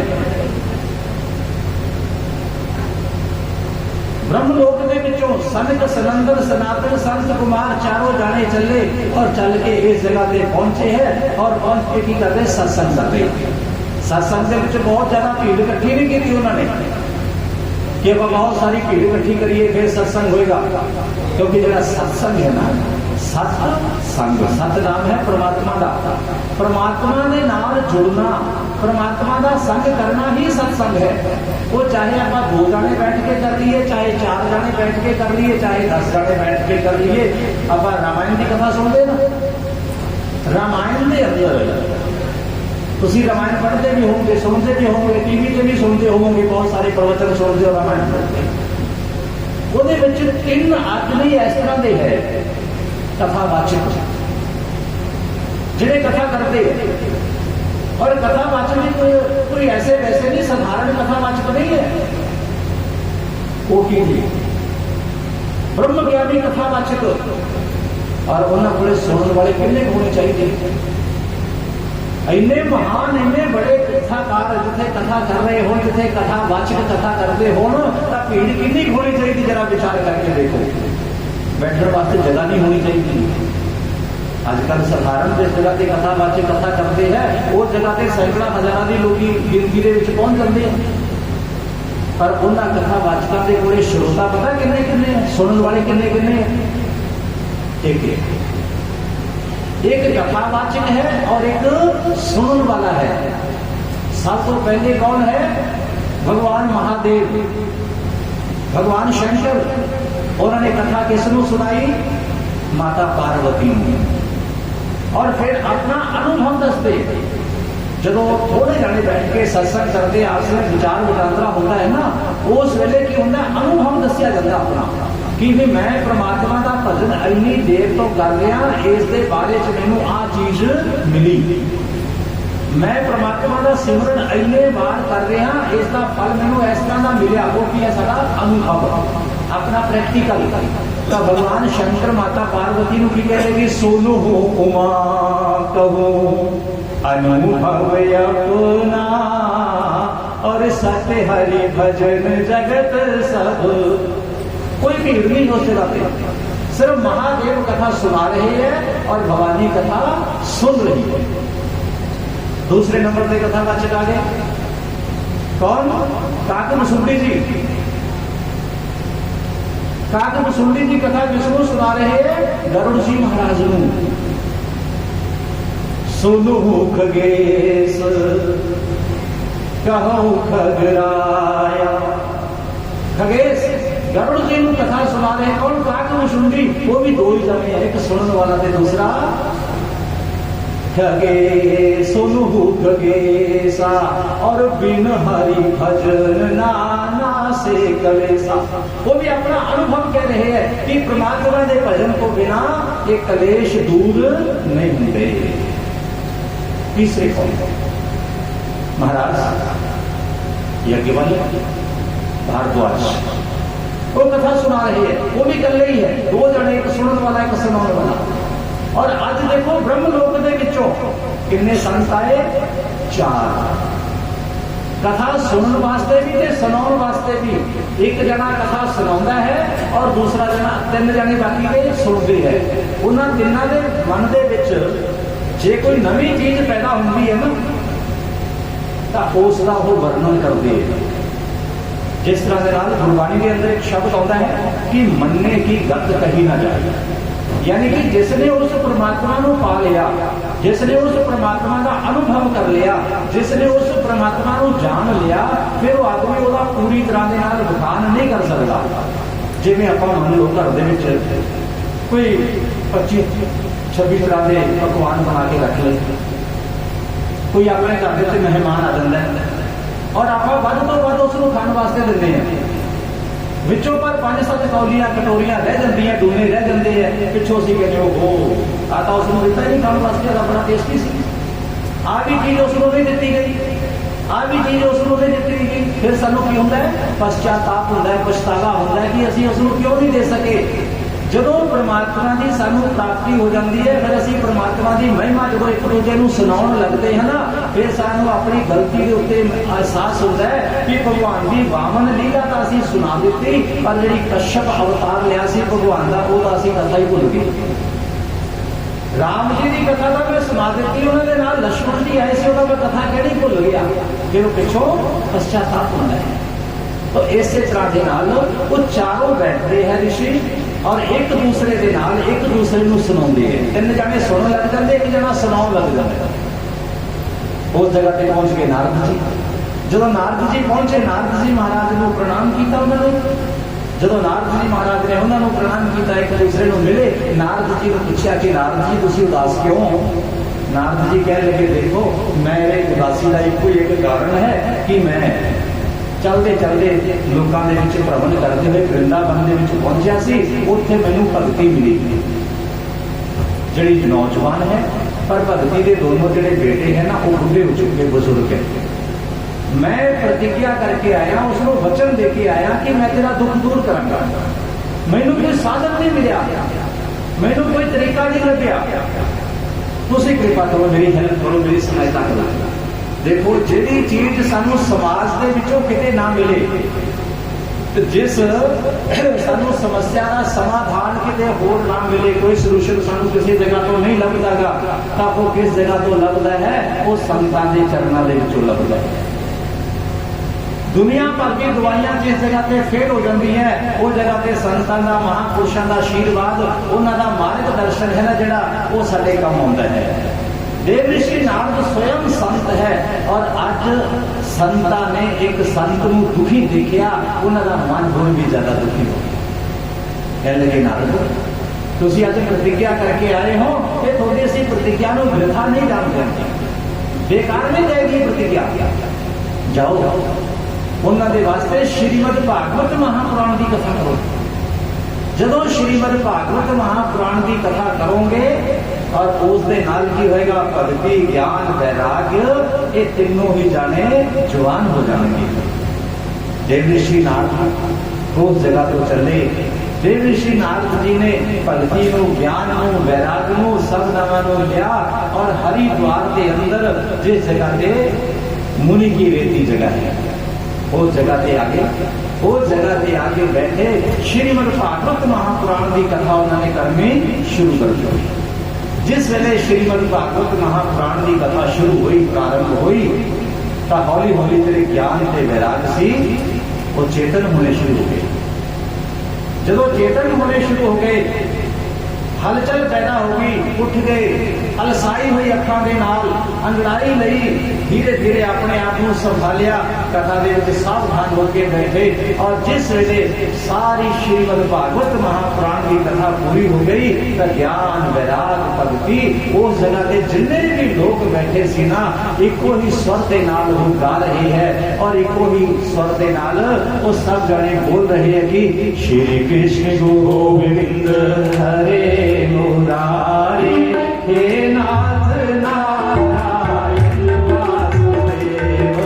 श्री कृष्ण गोविंद हरे मुरारी, हे नाथ नारायण वासुदेव। श्री कृष्ण गोविंद हरे मुरारी, हे नाथ नारायण वासुदेव। श्री कृष्ण गोविंद हरे मुरारी, हे नाथ नारायण वासुदेव। हे नाथ नारायण वासुदेव। हे नाथ नारायण वासुदेव। हे नाथ नारायण वासुदेव। हे नाथ नारायण वासुदेव। श्री कृष्ण गोविंद हरे मुरारी, हे नाथ नारायण वासुदेव। श्री कृष्ण गोविंद हरे मुरारे, हे नाथ नारायण वासुदेव। भक्ति नच रही है, ज्ञान नच रही है, वैराग नच रहे हैं। भागवत सुनो देना, जिस वेले से भागवत सुनते हैं तो अंदर की होता है, भक्ति प्रगट होती है, मन की मैल धुपी जाती है। जदों भगती जवान हो जाती है साडे अंदर, जदों भगती अंदर साडे प्रगट हो जाती है, फिर ज्ञान आउंदा है। जदों ज्ञान आउंदा है, ज्ञान के नाल नाल फिर वैराग आ जाता है पीछे कि ये दुनिया नाशवान है, दुनिया का कोई भरोसा नहीं, किस वक्त दुनिया के विचों जाना हो जाए, किस वक्त असी दुनिया को छड्ड के चले जाइए। ये श्वास है ना जेडे, ये पता नहीं किस वक्त जवाब दे जाए। श्वासों का कोई पता नहीं है, ये किस वक्त साडी जीवन लीला, ये साडा धन, साडी संपत्ति, साडा सरमाया इसे जगह ते रह जाना है, कोई पता नहीं है। परमात्मा का भजन कर लो, परमात्मा का सिमरन कर लो। एक दिन के जैसे बिखर जाएगी, एक दिन के जैसे बिखर जाएगी, पाप करते हैं जिस जिंदगी के लिए। एक दिन के जैसे बिखर जाएगी, पाप करते हो जिस जिंदगी के लिए। एक दिन के जैसे बिखर जाएगी, पाप करते हैं जिस जिंदगी के लिए। एक दिन के जैसे बिखर जाएगी, पाप करते हो जिस जिंदगी के लिए। एक सूरज भी ऐसे निकल जाएगा, ऐसा नियम बना है सभी के लिए। जिंदगी भी ऐसे निकल जाएगा, ऐसा नियम बना है सभी के लिए। सूरज सवेरे निकलिया, उसने शाम को छिपना ही छिपना है। ये जिस जिंदगी के विच असीं हाय तौबा करते हुए किसी को परेशान, किसी को दुख दिने हाँ, एक दिन के जैसे बिखर जाएगी। पता नहीं कदों हवा में झोंके देना उड़ जाना है। क्यों ना मैं चंगा कर्म करता। जदों भागवत सुनते हाँ, भागवत सुनने के नाल अंदर भगती प्रगट होती है, भगती जागती है। भगती जागने तो बाद ज्ञान जागता है, ज्ञान तो बाद वैराग आता है, और वैराग जदों आ जाता है दुनिया को छड्ड के, ये जीव अपनी मस्ती के अंदर, मुझे मेरी मस्ती कहाँ लेके आई, जहां मेरे अपने सिवा कुछ नहीं। फिर इसमें अपने को बिना अहम ब्रह्मास्मि, जो ब्रह्म है वो मेरे अंदर है और मैं ब्रह्म के अंदर हाँ। इस तरह का अनुभव होता है, फिर वो जीव नचना है। भगती ज्ञान वैराग का दुख दूर होया। सूत जी महाराज को ऋषियों ने पूछा कि महाराज कृपा करके दसो कि इस तो बाद और किसका जरा दुख दारिद्र वो दूर होया। कहने लगे सुनो, इस तो बिना भगती ज्ञान वैराग का दुख तक जो दूर हो गया, तो इसके नाल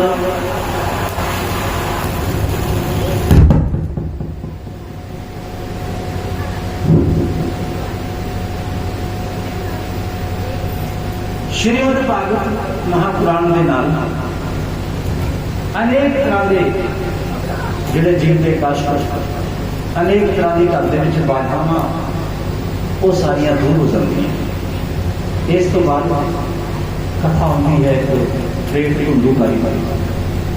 उसके बारे दस रहे कि पहले समय में तुंगभद्रा नदी के किनारे सारे लोग अपने अपने घर बार परिवार के नाल रह रहे थे। उस जगह एक आत्मदेव नाम का ब्राह्मण, वो भी नगरी के अंदर रह रहे थे। नगरी के अंदर रहते हुए बहुत सारा समा बीत गया। उस आत्मदेव के घर के अंदर धर्म पत्नी है, उसका नाम है कुंडली। घर के विच कोई बच्चा पैदा नहीं होया। जदों कोई बालक पैदा नहीं होया तो आत्मदेव बड़ा मन के विच दुखी हो गया। मन के अंदर बड़ा परेशान होके, बड़ा दुखी होके विचार करने लगा कि मेरा इस तरह का क्या कर्म है कि मेरे घर के अंदर संतान नहीं हुई। संतान का सुख हर एक जीव उसको चाहता है कि मेरे संतान का सुख मिले, मेरी संतान आज्ञाकारी हो, मेरी संतान अच्छे लक्षणा वाली हो, पुत्र हो। पुत्र नाम होता नरक का, अति त्रय नाम होता उसको तारण वाले का। पुत्र आखते हैं जो नरक तो, दुख तो, मुसीबत तो माता पिता की रक्षा करने वाला हो, माता पिता को यश दे देने वाला हो। एको भी पुत्रो धर्मात्मा सर्वम कारणे कुलम। एक भी धर्मात्मा पुत्र पैदा हो जाए, अपने सारे वंश सारे काम काज उतार देता है। विचार आया मन के अंदर कि मेरे घर के अंदर संतान नहीं है। थोड़ा सा वो बदनसीब है जिसके घर संतान नहीं। थोड़ा सा वो बदनसीब है जिसके घर संतान नहीं, पर वो पूरा बदकिस्मत समझो याद जिसे भगवान मानो। आत्मदेव के मन के उत्ते एक पर्दा है और मन के विच विचार किया कि इस जीवन के नालों मौत चंगी है, क्योंकि लोग ताने मारते। एक दिन घर बार छड्या, घर बार छड्ड के जंगल के विच चले गए। जंगल के विच क्यों गए? आत्महत्या करने वास्ते। आत्महत्या करने के लिए जंगल के अंदर एक बहुत बड़ा दरख्त है, उसके ऊपर फांसी का फंदा लटका लिया और जब फांसी लैन वास्ते तैयार होया तो थोड़ा जिहा उसको प्यास लगी, पानी पीने की जिज्ञासा हुई। सामने तालाब देखा, तालाब देख के मन को विचार आया कि प्यासा ना मर जावा, चलो पानी पी लवा। पानी पीने वास्ते जब आत्मदेव तालाब के किनारे के उत्ते पहुंचते हैं ना, तब उन्होंने सज्जे अंग फरकन लगे। जो सज्जे अंग फरकन लगे, विचार आया मन के विच कि सज्जे अंगों का फरकना तो बहुत चंगा है। कोई शुभ समाचार मिलता है, कोई सज्जन आदमी मिलता है, कोई अपना बिछड़िया हुआ मिलता है, कोई फायदे वाली कोई लाभ वाली गल सुनने वास्ते मिलती है। मैनू की मिलेगा? मैं तो मरण वास्ते तैयार हाँ, मैं तो अपने जीवन लीला समाप्त करने वास्ते तैयार हाँ। मेरे नाल चंगा की हो सकता है? जिस वेले पानी पी के उस जगह को वापस आया ताकि देखा जिस जगह पे उसने रस्सा लटकाया हुआ सी मरण वास्ते, फांसी लैन वास्ते, उस जगह पे एक महात्मा खड़े। महात्मा को खड़े हुए देखा, प्रणाम किया महात्मा जी को। महात्मा जी कहने लगे कि ऐ ब्राह्मण, ये भाई फांसी का फंदा देख के मैं खड़ा हो गया कि इस जगह पे कोई चारों पासे मैंने आदमी का नजर आता नहीं, पर यह फांसी का फंदा किसने लटकाया है? तू इस जगह पे आ गया है, तो मैंने ये दस कि फांसी का फंदा किहदे वास्ते है और क्यों है? आत्मदेव कहने लगे महाराज जी, फांसी का फंदा मैं अपने वास्ते लटकाया, मैं खुदकशी करनी है, सुसाइड करनी। क्यों? क्योंकि मेरे घर के अंदर संतान नहीं। महात्मा हंसे, कहने लगे दसो संतान तो आज तक किसको सुख मिलिया? इतना सुख और दुख है, ये जीव को संतान तो नहीं मिलता। संतान होके भी प्राणी को दुख मिल जाता है और संतान ना होने के नाल भी जीव दुखी नहीं रहता। अनेकों कथाओं की आगे श्रीमद भागवत के कोई जरूरी नहीं कि तेन संतान का सुख मिले। संतान का सुख, धन का सुख, परिवार का सुख, भैन भाइयों का सुख, ये सारे किवें मिलते? अपने कर्म के कारण मिलते हैं। साडा ही कोई पिछले जन्म का चंगा कर्म साडी संतान बन के साडी सेवा करने वास्ते आता है। साडा पिछले जन्म का चंगा कर्म सानू जन्म देने वास्ते साडे तो पहला साडे मां बाप बन के आउंदे। साडे चंगे पिछले जन्म के कर्म साडे दुख सुख दे विच साडे साझीदार बनने वास्ते, साडी हेल्प करने वास्ते वो साडे भैन भरा बन के आउंदे। साडे ही चंगे बुरे कर्म वो साडे जीवन साथी बन के आउंदे। साडा ही चंगा कर्म साडे मित्र दोस्तां दे रूप दे विच आउंदा है। ये सारा जीव का कर्म का चक्र है। कर्म चंगा है जीव का तो उसको सब चीज़ां चंगियां मिलणगियां। जे किसी पासों जीवन दे विच साडी कोई कमी है तो उसका दोष मां बाप नूं नहीं देना चाहिए, उसका दोष परमात्मा नूं नहीं देना चाहिए। विचार करना चाहिए कि यह कोई ना कोई मेरा कर्म है जिसकी वजह से नाले मैनूं दुख मिल रहे। बेटे को दुख मिलता है, आप बेटे को दुख अपना बेटे को दोष देने कि तां नलायक है, साडी गल नहीं मनता। परमात्मा को दुख देने, परमात्मा पता नहीं क्यों इस तरह का साडे पल्ले पा दिता। परमात्मा ने नहीं पाया, असी आप पाया है। धृतराष्ट्र राजा ने महाराज विदुर जी को पूछा, महाराज ये सब तो बड़ा मेरा बेटा दुर्योधन ये दुराचारी है, अत्याचारी है, पापी है, बुरे कर्म करता है। मैं बाप होते हुए इसको रोक क्यों नहीं सकता? क्यों नहीं मैं इसको रोकता?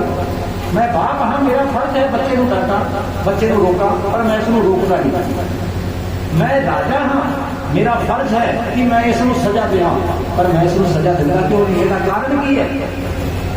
विदुर जी हसते हुए कहने लगे, राजन यह कहने वास्ते का तेरा बेटा है, तेरा बेटा बन के आया है, पर वास्तव के विच तेरा बेटा नहीं है।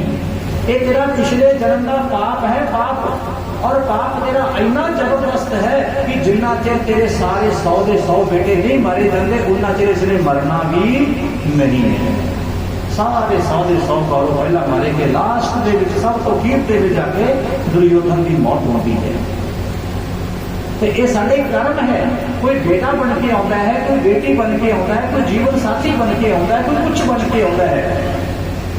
महात्मा जी कह लगे, ऐ ब्राह्मण देव तुसी अपने घर के विच जाओ, जाके परमात्मा का सिमरन करो, क्योंकि जो जीवन है ना, ये मानव जीवन परमात्मा का सिमरन करने वास्ते नहीं है। आत्मदेव कह लगे, महाराज ज्ञान मैनू भी आता है, मैं करा की, मेरी इस वे बुद्धि कम नहीं कर रही। मेरा जो मन है पुत्र के प्रेम के विच पागल हो चुके है कि मेरे बेटा हो गए, बेटा हो गए, बेटा हो गए। मैं जानता कि बेटे को हो सकता मैनू दुख मिले, मैनू सुख ना मिले, पर पता नहीं मेरी बुद्धि इस वे क्यों भ्रमित हुई भी है। महात्मा जी कह लगे, ठीक है बेटा, ऐ ब्राह्मण देव उस जगह पे तो फल लिया, फल लेके हाथ के विच लिया, परमात्मा का चिंतन किया और परमात्मा का नाम लेके उस ब्राह्मण को फल दे दिता कि जाओ इस फल को ले जाके अपनी धर्म पत्नी को दे देना, ईश्वर कृपा करने तेरे घर में औलाद हो जाएगी, बच्चा हो जाएगा। लिया के उन्होंने फल अपनी धर्म पत्नी धुंधली को दे दिता। धुंधली मतलब जिसके चरित्र का सानू कुछ पता ही नहीं है, धुंधला है जिसका जीवन, जेड़ी किसी के अगे स्पष्ट नहीं है, जो साफ नहीं है, जो मन को साफ नहीं है, दिखावे वास्ते कुछ हो रहा है, अंदरों कुछ हो रहा है, बाहरों कुछ हो रहा है, बोलना कुछ हो रहा है, करना कुछ हो रहा है, दसना कुछ हो रहा है, जाना कितने हो रहा है, उसका नाम है धुंधली। जो स्पष्टवादी नहीं है, तब धुंधली को फल जाके दे देता और कहने लगे कि देखो ये महात्मा जी ने फल देता है, महात्मा जी तपस्या का फल है, इस फल को तुम जब खा लोगे तो अपने घर के बेटा हो जाएगा।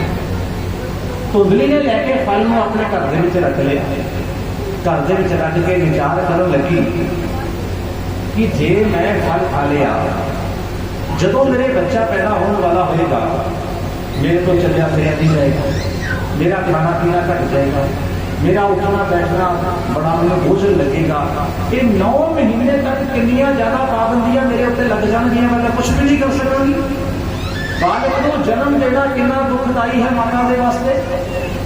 फिर इस तो बाद इस बच्चे की पालना पोषणा करनी, बच्चे की साफ सफाई करनी, गंदगी के हाथ मारना, ये कौन करेगा सारा झंझट। इस तो चंगा कि बच्चा ही ना हो। वो फल सी ना जरा लैके उसने एक गौ को दे देता। वो स्वामी तुलसीदास जी लिखते कि सकल पदार्थ है जग माही और कर्महीन जन पावत नाही। सब चीजा दुनिया के अंदर है, पर बिन कर्म को बिन किस्मत तो कोई भी सानू चीज मिलती नहीं है। फल दे देता गौ को, गौ ने फल खा लिया। कुछ दिनों बाद आत्मदेव ने पूछा कि धुंधली मैं जो फल दिता सी उस फल का की कीता? महाराज मैं खा लिया सी। पति को झूठ बोल दिता। जदों पति को झूठ बोल दिता, थोड़ा जा समा बीतिया, गौ के लक्षण प्रगट हो गए कि इसके घर में बच्चा पैदा होने वाला है। धुंधली विचार करने लगी कि हम मैं पति के कोई झूठ का बोल चुकी है, हम करा की करा, एक झूठ को छुपाने वास्ते, दूसरा दूसरे वास्ते, तीजा तीजे को लुकाने वास्ते, चौथा पता नहीं कितने बोलने पैदे आदमी। कुछ दिन जो बतीत हुए, अपने पति देव को कहने लगी महाराज देखो हम मैनू 5वां 6वां महीना शुरू हो गया, बच्चा पैदा होने वाला है। इस घर के अंदर कोई सासू मां नहीं है, कोई दरानी नहीं है, कोई जेठानी नहीं है, और अपना कोई भाईचारा नहीं है, मैनू संभालने वाली कोई स्त्री नहीं है। तो बच्चा जो होना है मेरे पैदा होगा, उस वेले मेरे को कोई ना कोई स्त्री चाहिए है, मेरी सेवा करने वाली चाहिए है, मेरी देख रेख करने वास्ते चाहिए है। अपने भी कोई पहला बच्चा नहीं होया। जे तुसी इजाजत दिओ तो मैं अपनी भैन को चली जाऊँ। आत्म दे बड़े खुश हो कि मेरे घर के अंदर परमात्मा की कृपा हो रही है। बड़ी खुशी खुशी विद्या कर देता, विदा करके उसको भेज देता, छड़ के चले गए। आत्मदेव और कुंडली ने अपनी भैन के नाल सारी गल्लां बातां बिल्कुल साफ कर दी, क्लीयर कर दी कि देखो मेरे घर च कोई बच्चा नहीं पैदा होने वाला, मैं अपने पति के नाल झूठ बोल के इस जगह से आई हूं। जेड़ा फल मेरे पति को संतां ने दिता सी मैं गऊ को खवा दिता, गऊ के बच्चा पैदा होने वाला है, मेरे कुछ नहीं होने वाला। पर मैं हम पति के कोई झूठ बोले, पति को कह के आई हाँ कि 3-4 महीने बाद बच्चा पैदा होने वाला है और मैनू पता है कि तेरे घरे भी बच्चा पैदा होने वाला है, तू अपना बच्चा मैनू दे देगी और ਉਹਦੇ बदले तेरे तो पैसे ले लेने। मेरे को बड़ा रुपया है, बड़ा सोना चांदी है, बड़ा रुपया धन संपत्ति है, तेन जिन्ने पैसे चाहिए मेरे को ले लेनी और जब सारी बच्चा मेरी गोद खिलवा देनी और मैं कहने मम्मी मेरे बच्चा हो जाए। दोनों भैनों ने आपस में गलबात की, कुछ समा बीतिया, समा बीतने तो बाद की होया उसकी भैन के घर के बच्चा पैदा होया, बेटा पैदा होया और उसने धुंधली की गोदी के पा दिया। जो धुंधली की गोदी के बच्चा पा दिता, गोद ले लिया और अपने पति देव को आत्मदेव को सुनिया भेज दिता, महाराज अपने घर के बेटा पैदा होया है, बधाई होवे। आत्मदेव बड़े खुश हो गए कि देखो परमात्मा की कृपा के नाल संतां के आशीर्वाद के नाल मेरे घर के बेटा पैदा हो गया। थोड़े दिन हजे बीते, जी घर के गऊ सी उसके घर के एक बच्चा पैदा हो गया। बच्चा किस तरह का पैदा होया, जिसे दोनों कन गऊ जैसे है, बाकी सारा शरीर आदमी वर्ग है। बड़ा विचित्र बच्चा पैदा हो गया। इस तरह के बच्चे को देख के जिन्हें आस पास के गली गुआढ़ के लोग सी ना, वो भी की कर रहे हैं, वो भी बधाइयां देने वास्ते आ रहे हैं और लोग प्रशंसा कर रहे कि देखो जो परमात्मा दिंदा है बड़े रास्ते है देने के। किथे ना इस ब्राह्मण के घर के तुलसी का पौधा हरा नहीं सी हुंदा, ਇਹਦੇ हथों लाया होया कोई पेड़ उसनों फल नहीं सी लगते। इसके घर के गऊ के भी अज बेटा पैदा होया। जदों किस्मत जागती है उदों कोई पता नहीं है। बड़ी उसको बधाइयां देने वास्ते लोग आने लग पे। थोड़ा जा समा बीतिया, दोनों का नामकरण होया। जिहड़ा पैसे के नाल खरीदिया गया सी, छल कपट के नाल जिहड़ा खरीदिया गया सी, उसका नाम रखा कुंभूकारी और जिहड़ा गऊ तो पैदा होया सी उसका नाम रखा गोकर्ण। गऊ वर्गे जिसके कर्ण, गोकर्ण, गऊ के कर्ण बहुत वड्डे वड्डे होंगे, हाथी के कर्ण वड्डे होंगे। कादे वास्ते कितने विचार की उन्होंने कन्न हिलते रहते। हिलाउण तो भाव कि जो दूषित चीज़ा है उन्होंने कन्न के जो नजदीक आते हो कन्न को हिला देंगे, हो जगह कोई मक्खी मच्छर जो भी पिछे हट जाता है। तो परमात्मा सानू की संकेत दे रहे हैं कि जदों भी थोड़े कोले कोई निंदा, कोई चुगली, कोई होर किसी की बुराई करने वास्ते बैठता है ना, तो उदों भी तुसीं कन्नां नूं हिला के उसनूं अणसुणिया करदे हो। परमात्मा का गुणगान सुनने वास्ते, परमात्मा की महिमा, परमात्मा का भजन सुनने वास्ते जेड़े कन है थोड़े हमेशा सीधे रहने चाहिए है। ये अंदर परमात्मा का नाम पैना चाहिए है। भद्रम करने भी श्रृणुयाम देवा। हे परमात्मा, हे परम पिता परमात्मा, असी हमेशा चंगा सुनिए।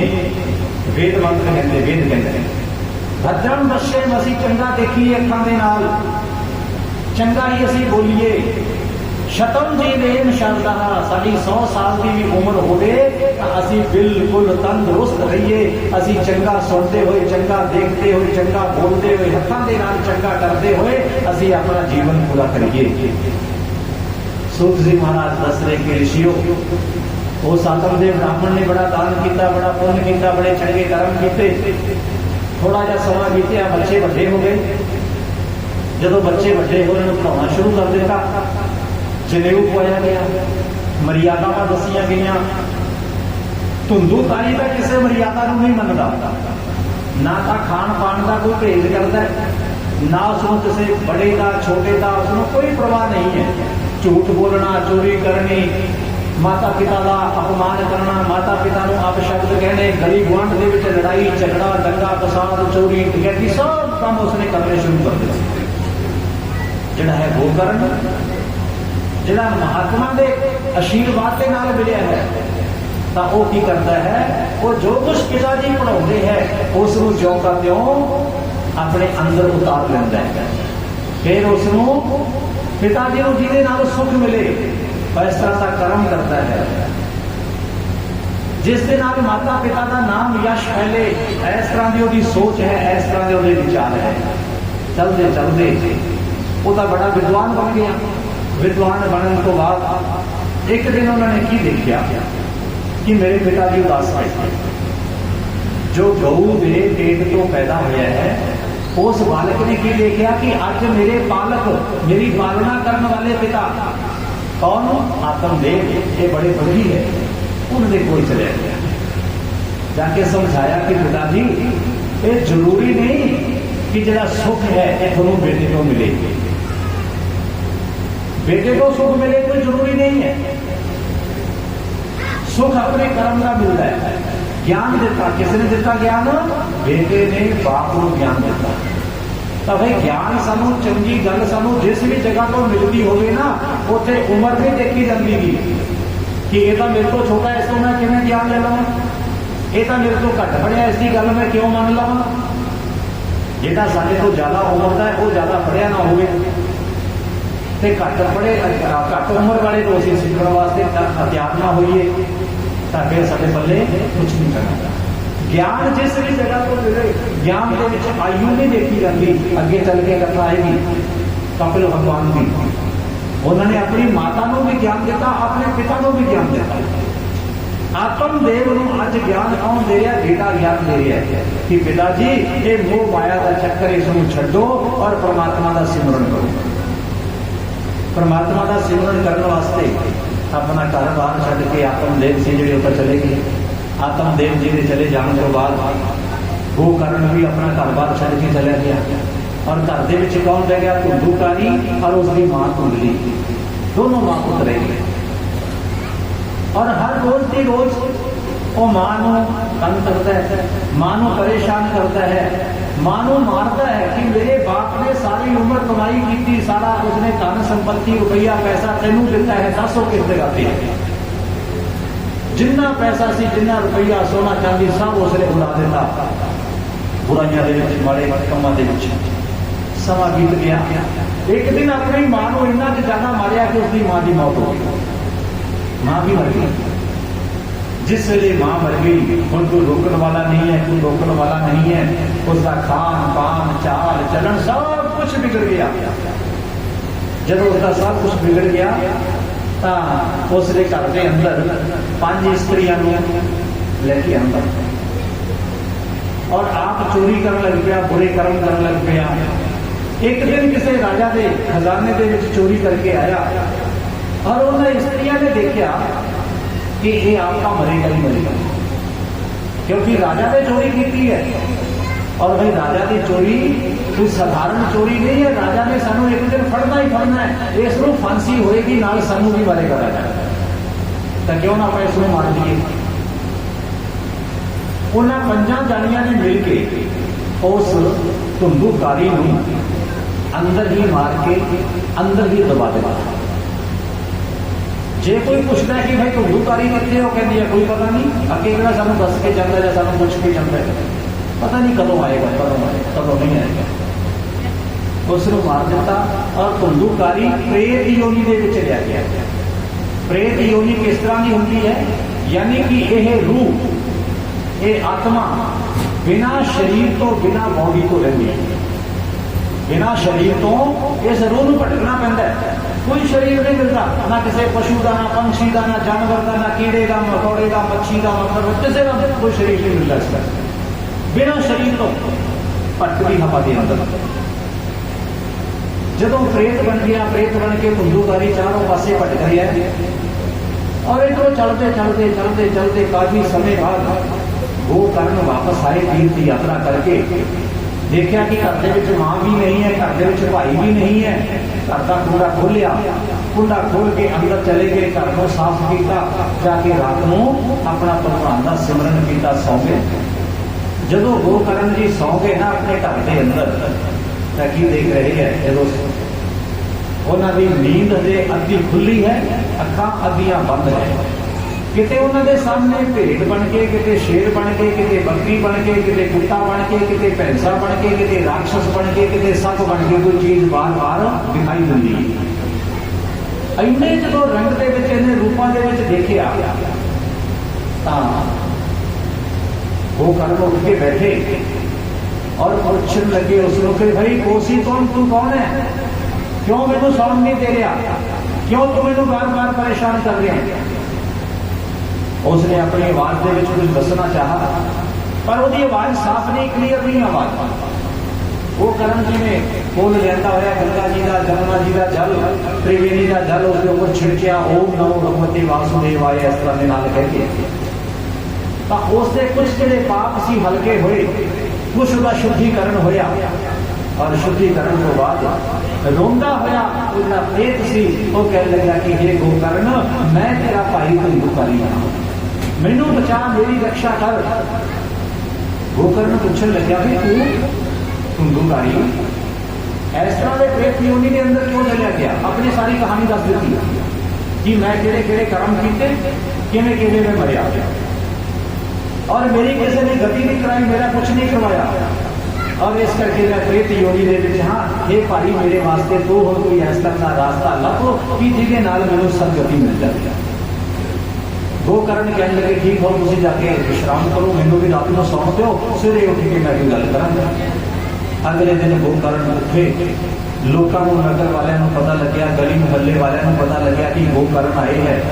उन्होंने सारे ने आके जो उतों की कहानी सी, जो हिस्ट्री सी सारी दसी कि इस तरह के नाल तेरा भाई दुनिया छड़ के चला गया, अभी तक उसका पता नहीं लग्या किधर गया ते किधर नहीं गया। गोकर्ण ने दसिया कि रात मेरा भाई मैंने सुपने के जाके दस रहा सारा कुछ जो कुछ होया सी, तुहानूं किसी को नहीं पता, वक्री गल है, पर मेरे भाई ने मैंने सारा कुछ समझा दिता। मेरा भाई इस वे प्रेत योनि दे विच है, तुसीं सारे विद्वान बैठे हो, मैनूं दसो कि मैं उहदे मुक्ति वास्ते की करा। कोई तो कह रहे नारायणी बलि कराओ, कोई कह रहे गया जी जाके आओ, कोई कह रहे फलगू जाके आओ, कोई कह रहे भेवे जाके आओ, कोई कह रहे नारायणी शिला से जाके उन्होंने पिंडदान करके आओ। गोकर्ण कहने लगे मैं सारा कुछ कर चुका, मैं सारा कुछ कर चुकिया, पर वो आत्मा को शांति नहीं मिली।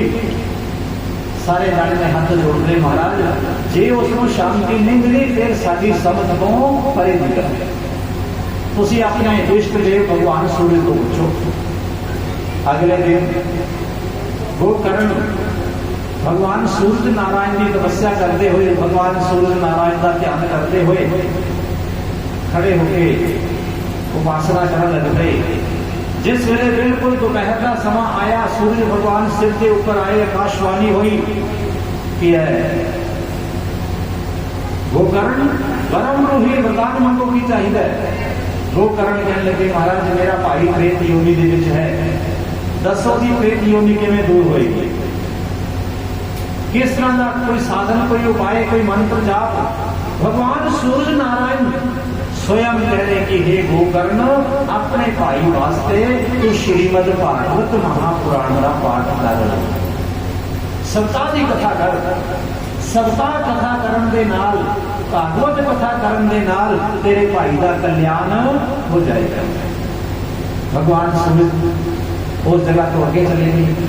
गोकर्ण आए, चंगा दिन देखिया, चंगा समा देखिया, मुहूर्त देखिया, विद्वान लोगों ने बुलाया, घर के अंदर सारा कुछ विधि विधान के नाल श्रीमद भागवत महापुराण की तैयारी वो शुरू हो गई। जिन्हें अभी तो काफी दिन पहला श्री गिरधारी लाल जी इन्होंने परिवार सारा मिलके भागवत महापुराण का समान इकट्ठा कर रहे थे, कोई कुछ कर रहा है, कोई निमंत्रण दे रहा है, कोई गली गुआढ़ वाले कह रहे थे। इस तरह के नाल गोकर्ण ने सारा जिन्ना भी समान से सब तैयार किया, सारी तैयारी हो गई। प्रभु की बड़ी अपार कृपा के नाल सारा कार्य संपन्न हो रहा है, और स्वच्छ मन के नाल जो कार्य किया जाए वो संपन्न होता है। नहीं तो कोई ना कोई विघ्न, कोई ना कोई रुकावट वो पई रहती है। जिस वेले सारा जिन्ना विधान सी उस विधि विधान के नाल कार्य प्रारंभ हो गया। देवतावां का आवाहन किया गया, जिवें हुणे पंडित जी ने पूजन करवाया सी। सब तो पहले वेद मंत्रों का उच्चारण किया जाता है, देवतावां का आवाहन यानी देवतावां नूं बुलाया जाता है। जिवें आपां लोकां नूं निमंत्रण पत्र दिते जाते हैं कि भाई साडे घर दे विच यज्ञ हो रहा, तुसीं इस जगह ते आओ, परिवार कहंदा ना। उस तरह के नाल देवतावां नूं बुलाया जाता है, देवतावां का आवाहन किया जाता है वेद मंत्रों के नाल कि देवताओ असीं ये कार्य शुरू करन जा रहे हैं और तुसीं इस कार्य नूं आके देखो। थोड़ी देख रेख दे विच सारा कार्य होना चाहिए। ये जिहड़ा कार्य है इस नूं तुसीं निर्विघ्न संपन्न कराओ और साडी मन की कामना इस नूं पूर्ण करो। इस करके देवतावां नूं बुलाया जाता है, देवतावां का पूजन किया जाता है। सब देवतावां का पूजन, सब देवतावां की आराधना हुई और जदों पाठ का समा आया, पाठ प्रारंभ हो गया। शामों सत्संग का समा आया, कथा का समा आया और कथा जदों हुई सब लोग आके बैठ गए।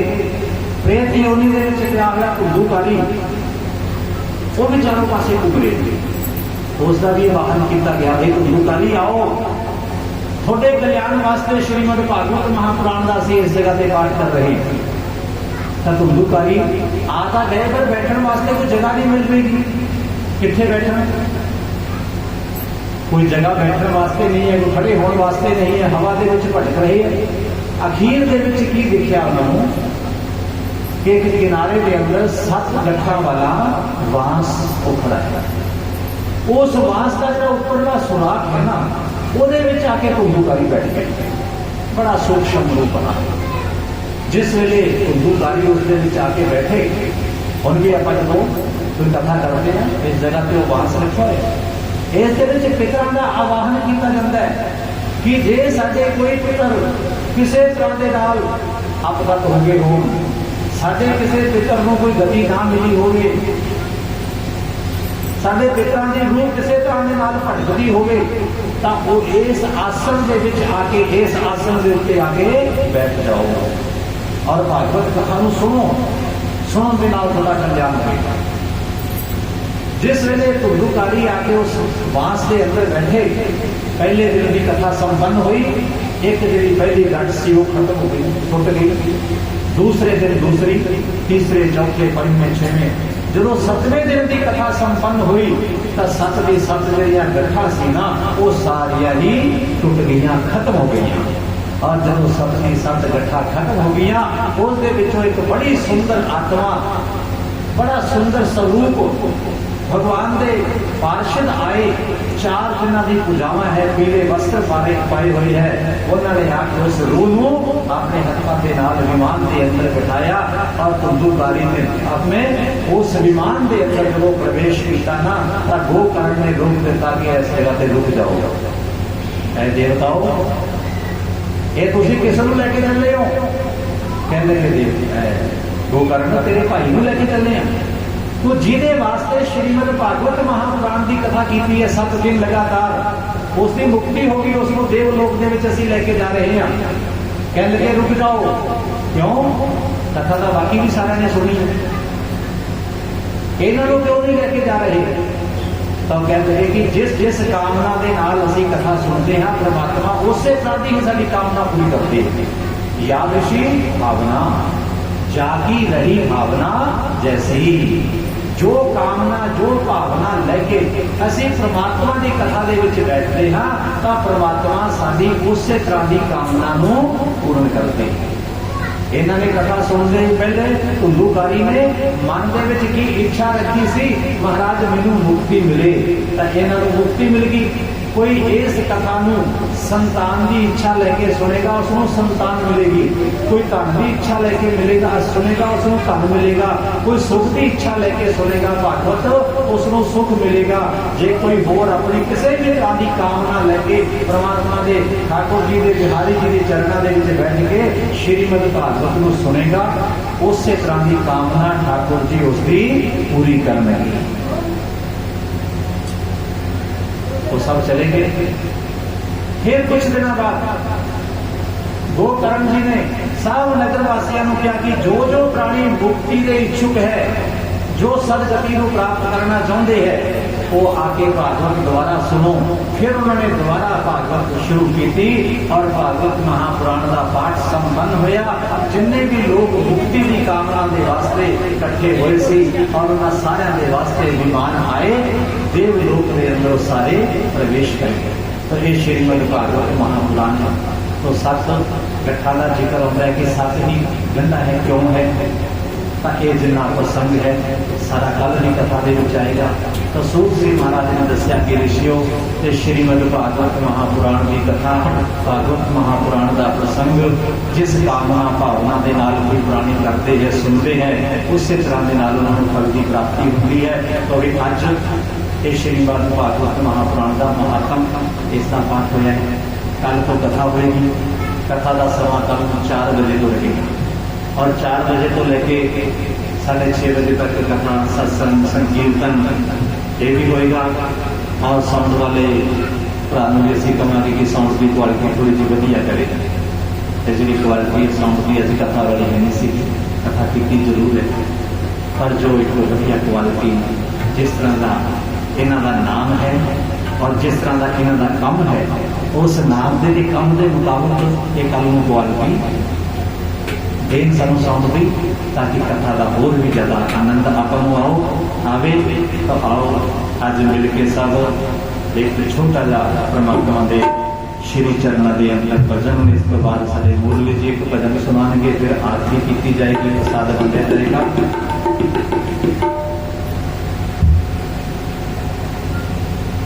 साडे ग्रंथ, साडे महापुरुष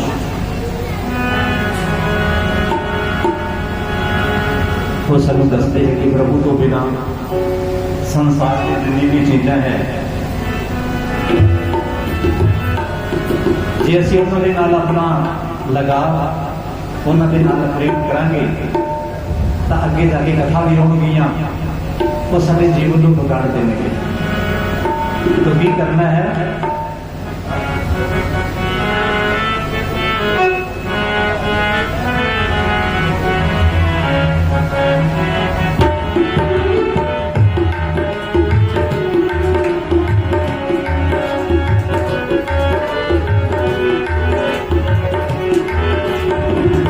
प्रभु के सिवा कहीं दिल ना लगाना, प्रभु के सिवा कहीं दिल ना लगाना, प्रभु के सिवा कहीं दिल ना लगाना, प्रभु के सिवा कहीं दिल ना लगाना। नहीं तो पड़ेगा तुम्हें आंसू बहाना, नहीं तो पड़ेगा तुझे आंसू बहाना, प्रभु के सिवा कहीं दिल ना लगाना, प्रभु के सिवा कहीं दिल ना लगाना।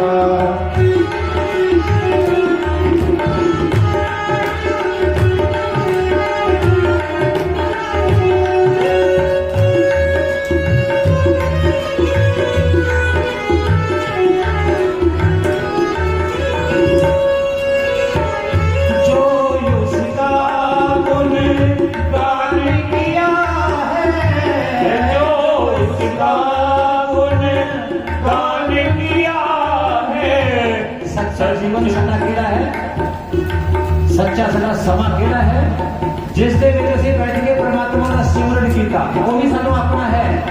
और जिस दे विच असीं परमात्मा का भजन कर लिया, वो वक्त साडा अपना है, वही समा साडा अपना है, जिहड़ा चंगे काम दे विच असीं ला दिता।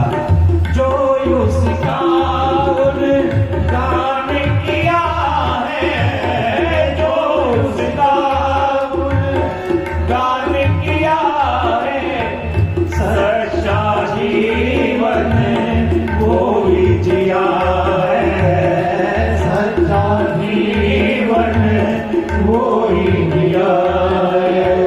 सुमिरन के बल से तुम्हें, सुमिरन के बल से तुम्हें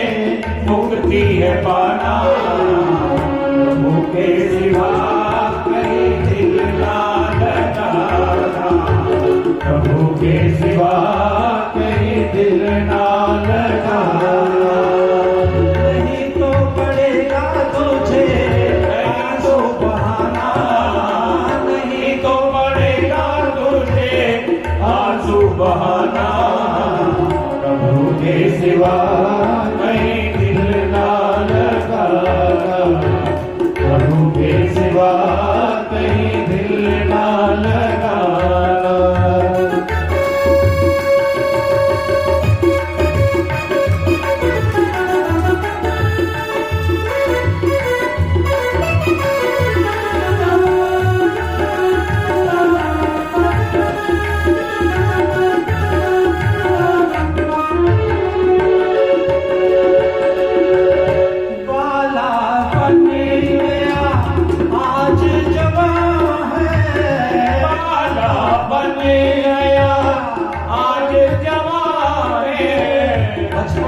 बीत गया अज जवान है, बीत्या होया समा किथे गया कोई पता नहीं।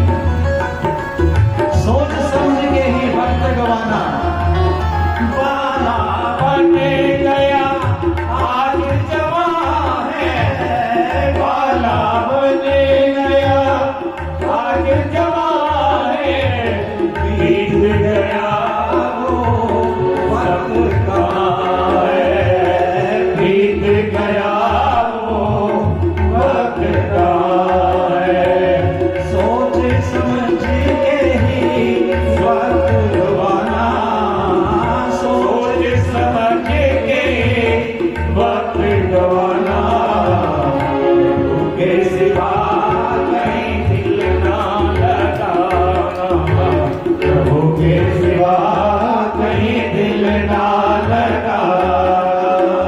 नहीं तो पड़ेगा तुझे, नहीं तो पड़ेगा तुझे आंसुआना, प्रभु के सिवा कहीं दिल ना लगाना, प्रभु के सिवा कहीं दिल ना लगाना।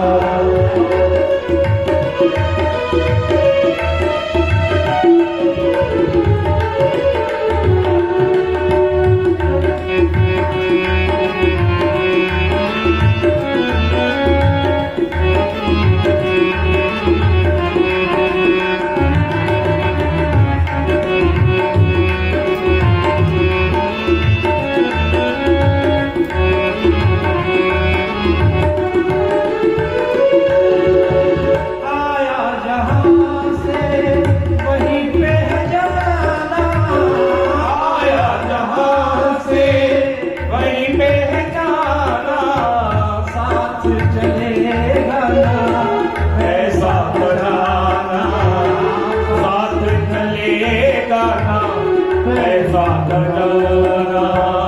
पूछेगा तो क्या, पूछेगा तो क्या करेगा बहाना, प्रभु के सिवा कहीं दिल ना लगाना, प्रभु के सिवा कहीं दिल ना लगाना।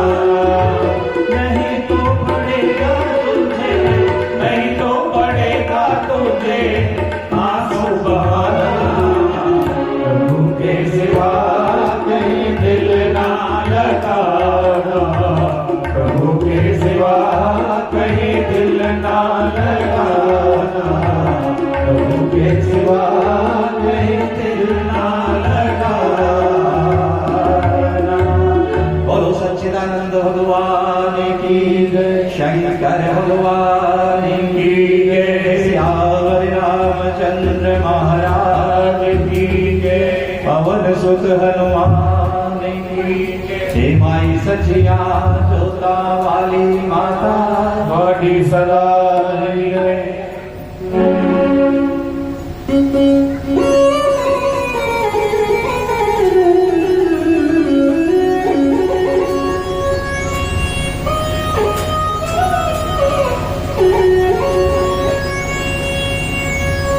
मुझे जो भी कुछ मिला है,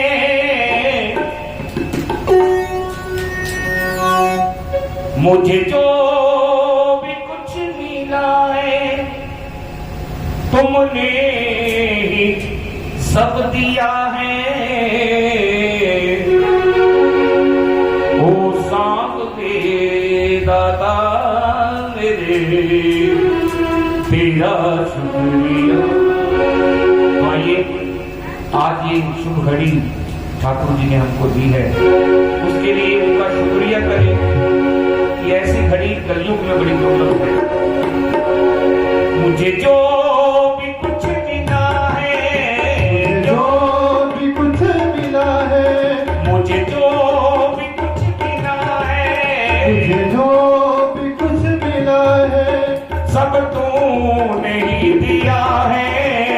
ओ सावरे दाता मेरे, तेरा शुक्रिया है। ओ सावरे दाता मेरे, तेरा शुक्रिया है। मुझे जो भी कुछ मिला है, मुझे जो भी कुछ मिला है, तुमने ही सब दिया है। ओ सावरे दाता मेरे, तेरा शुक्रिया है। ओ सावरे दाता मेरे, तेरा शुक्रिया है।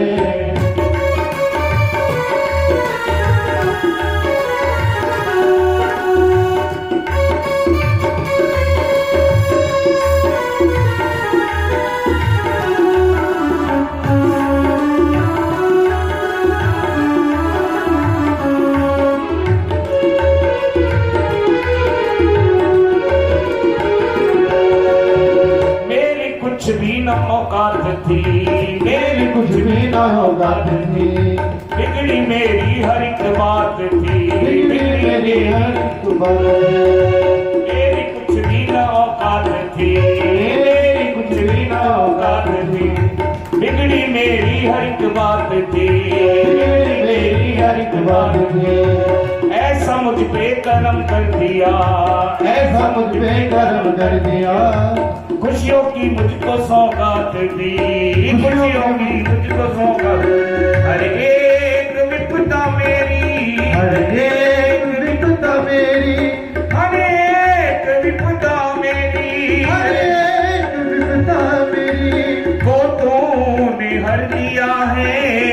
ओ सामने दाता मेरे, तेरा शुक्रिया है। ओ सामने दाता मेरे, तेरा शुक्रिया है। मुझे जो भी कुछ मिला है, मुझे जो भी कुछ मिला है, सब तूने ही दिया है। ओ सामने दाता मेरे, तेरा शुक्रिया है। ओ सामने दाता मेरे, तेरा शुक्रिया है।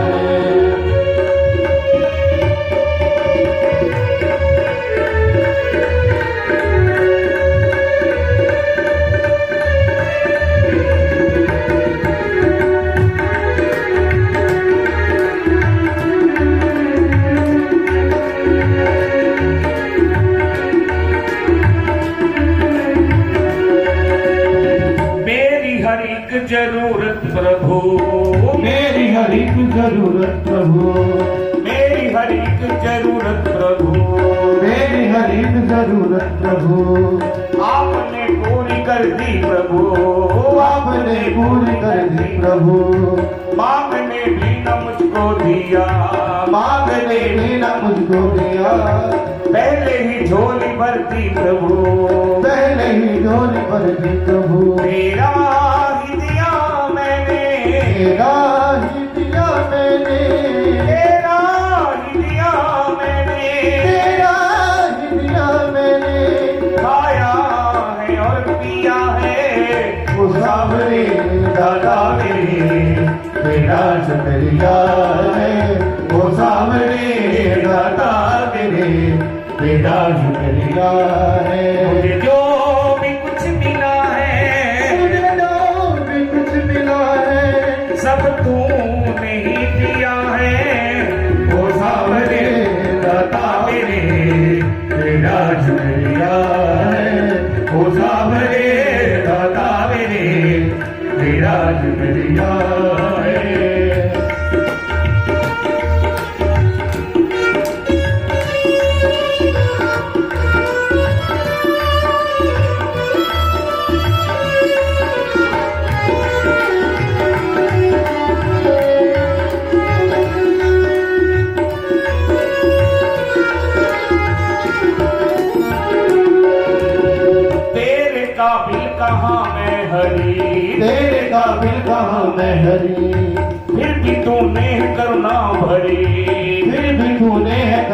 हरि, तेरे काबिल कहाँ मैं हरि, तेरे काबिल कहाँ मैं हरि, फिर भी तूने है करुणा करी, फिर भी तूने है करुणा करी। हर जन्म बस करते रहे, हर जन्म बस करते रहे, चित्र विचित्र तेरी नौकरी, चित्र विचित्र तेरी नौकरी। हमें वृंदावन बसा के, वृंदावन बसा के, हमें वृंदावन बसा के, वृंदावन बसा के, उपकार ये किया है ओ सावरे दादा मेरे, मेरा शुक्रिया है। ओ सावरे दादा मेरे, मेरा शुक्रिया है। मुझे जो भी कुछ मिला है, मुझे जो भी कुछ मिला है, मुझे जो भी कुछ मिला है, मुझे जो भी कुछ मिला है, सब तुमने ही दिया है। ओ सावरे दादा मेरे, मेरा शुक्रिया है। ओ सावरे दादा मेरे, मेरा शुक्रिया है।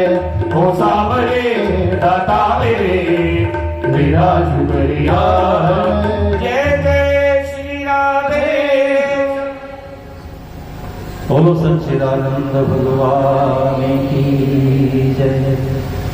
तो सब लोग मिलके श्रीमद् भागवत महापुराण की आरती करेंगे और इसके बाद सबों के साथ वितरण किया जाएगा। और कल भी 4 बजे कथा प्रारंभ हो जाएगी और कथा दे विच पहुँच के प्रभु का आशीर्वाद उसमें लो। और जो परिवार गिरधारी लाल जी का परिवार, उनका सब परिवार मिलके ये बड़ा पुण्य का कार्य, सब लोगों के कल्याण का कार्य जो यज्ञ कर रहे हैं, तुसी सब आके इनका हौसला बढ़ाओ और नाल इन्होंने आशीर्वाद दो कि परमात्मा इस तरह के नाल ये परमात्मा के चरणों के नाल मिल के जोड़ के बाकी भी सब नालों भगवान के चरणों के नाल जोड़ के चलन और सब का कल्याण हो गए। इस तरह की भावना लेके कल तो ठीक 7 दिन तक कथा होएगी। आज श्रीमद् भागवत महापुराण का महात्म इसका पाठ हुआ है और कल तो श्रीमद् भागवत महापुराण की कथा वो प्रारंभ हो जाएगी। ज़्यादा तो ज़्यादा गिनती पहुँच के प्रभु का आशीर्वाद भगवान की कथा का श्रवण इसमें सुख श्री हरि श्री हरि।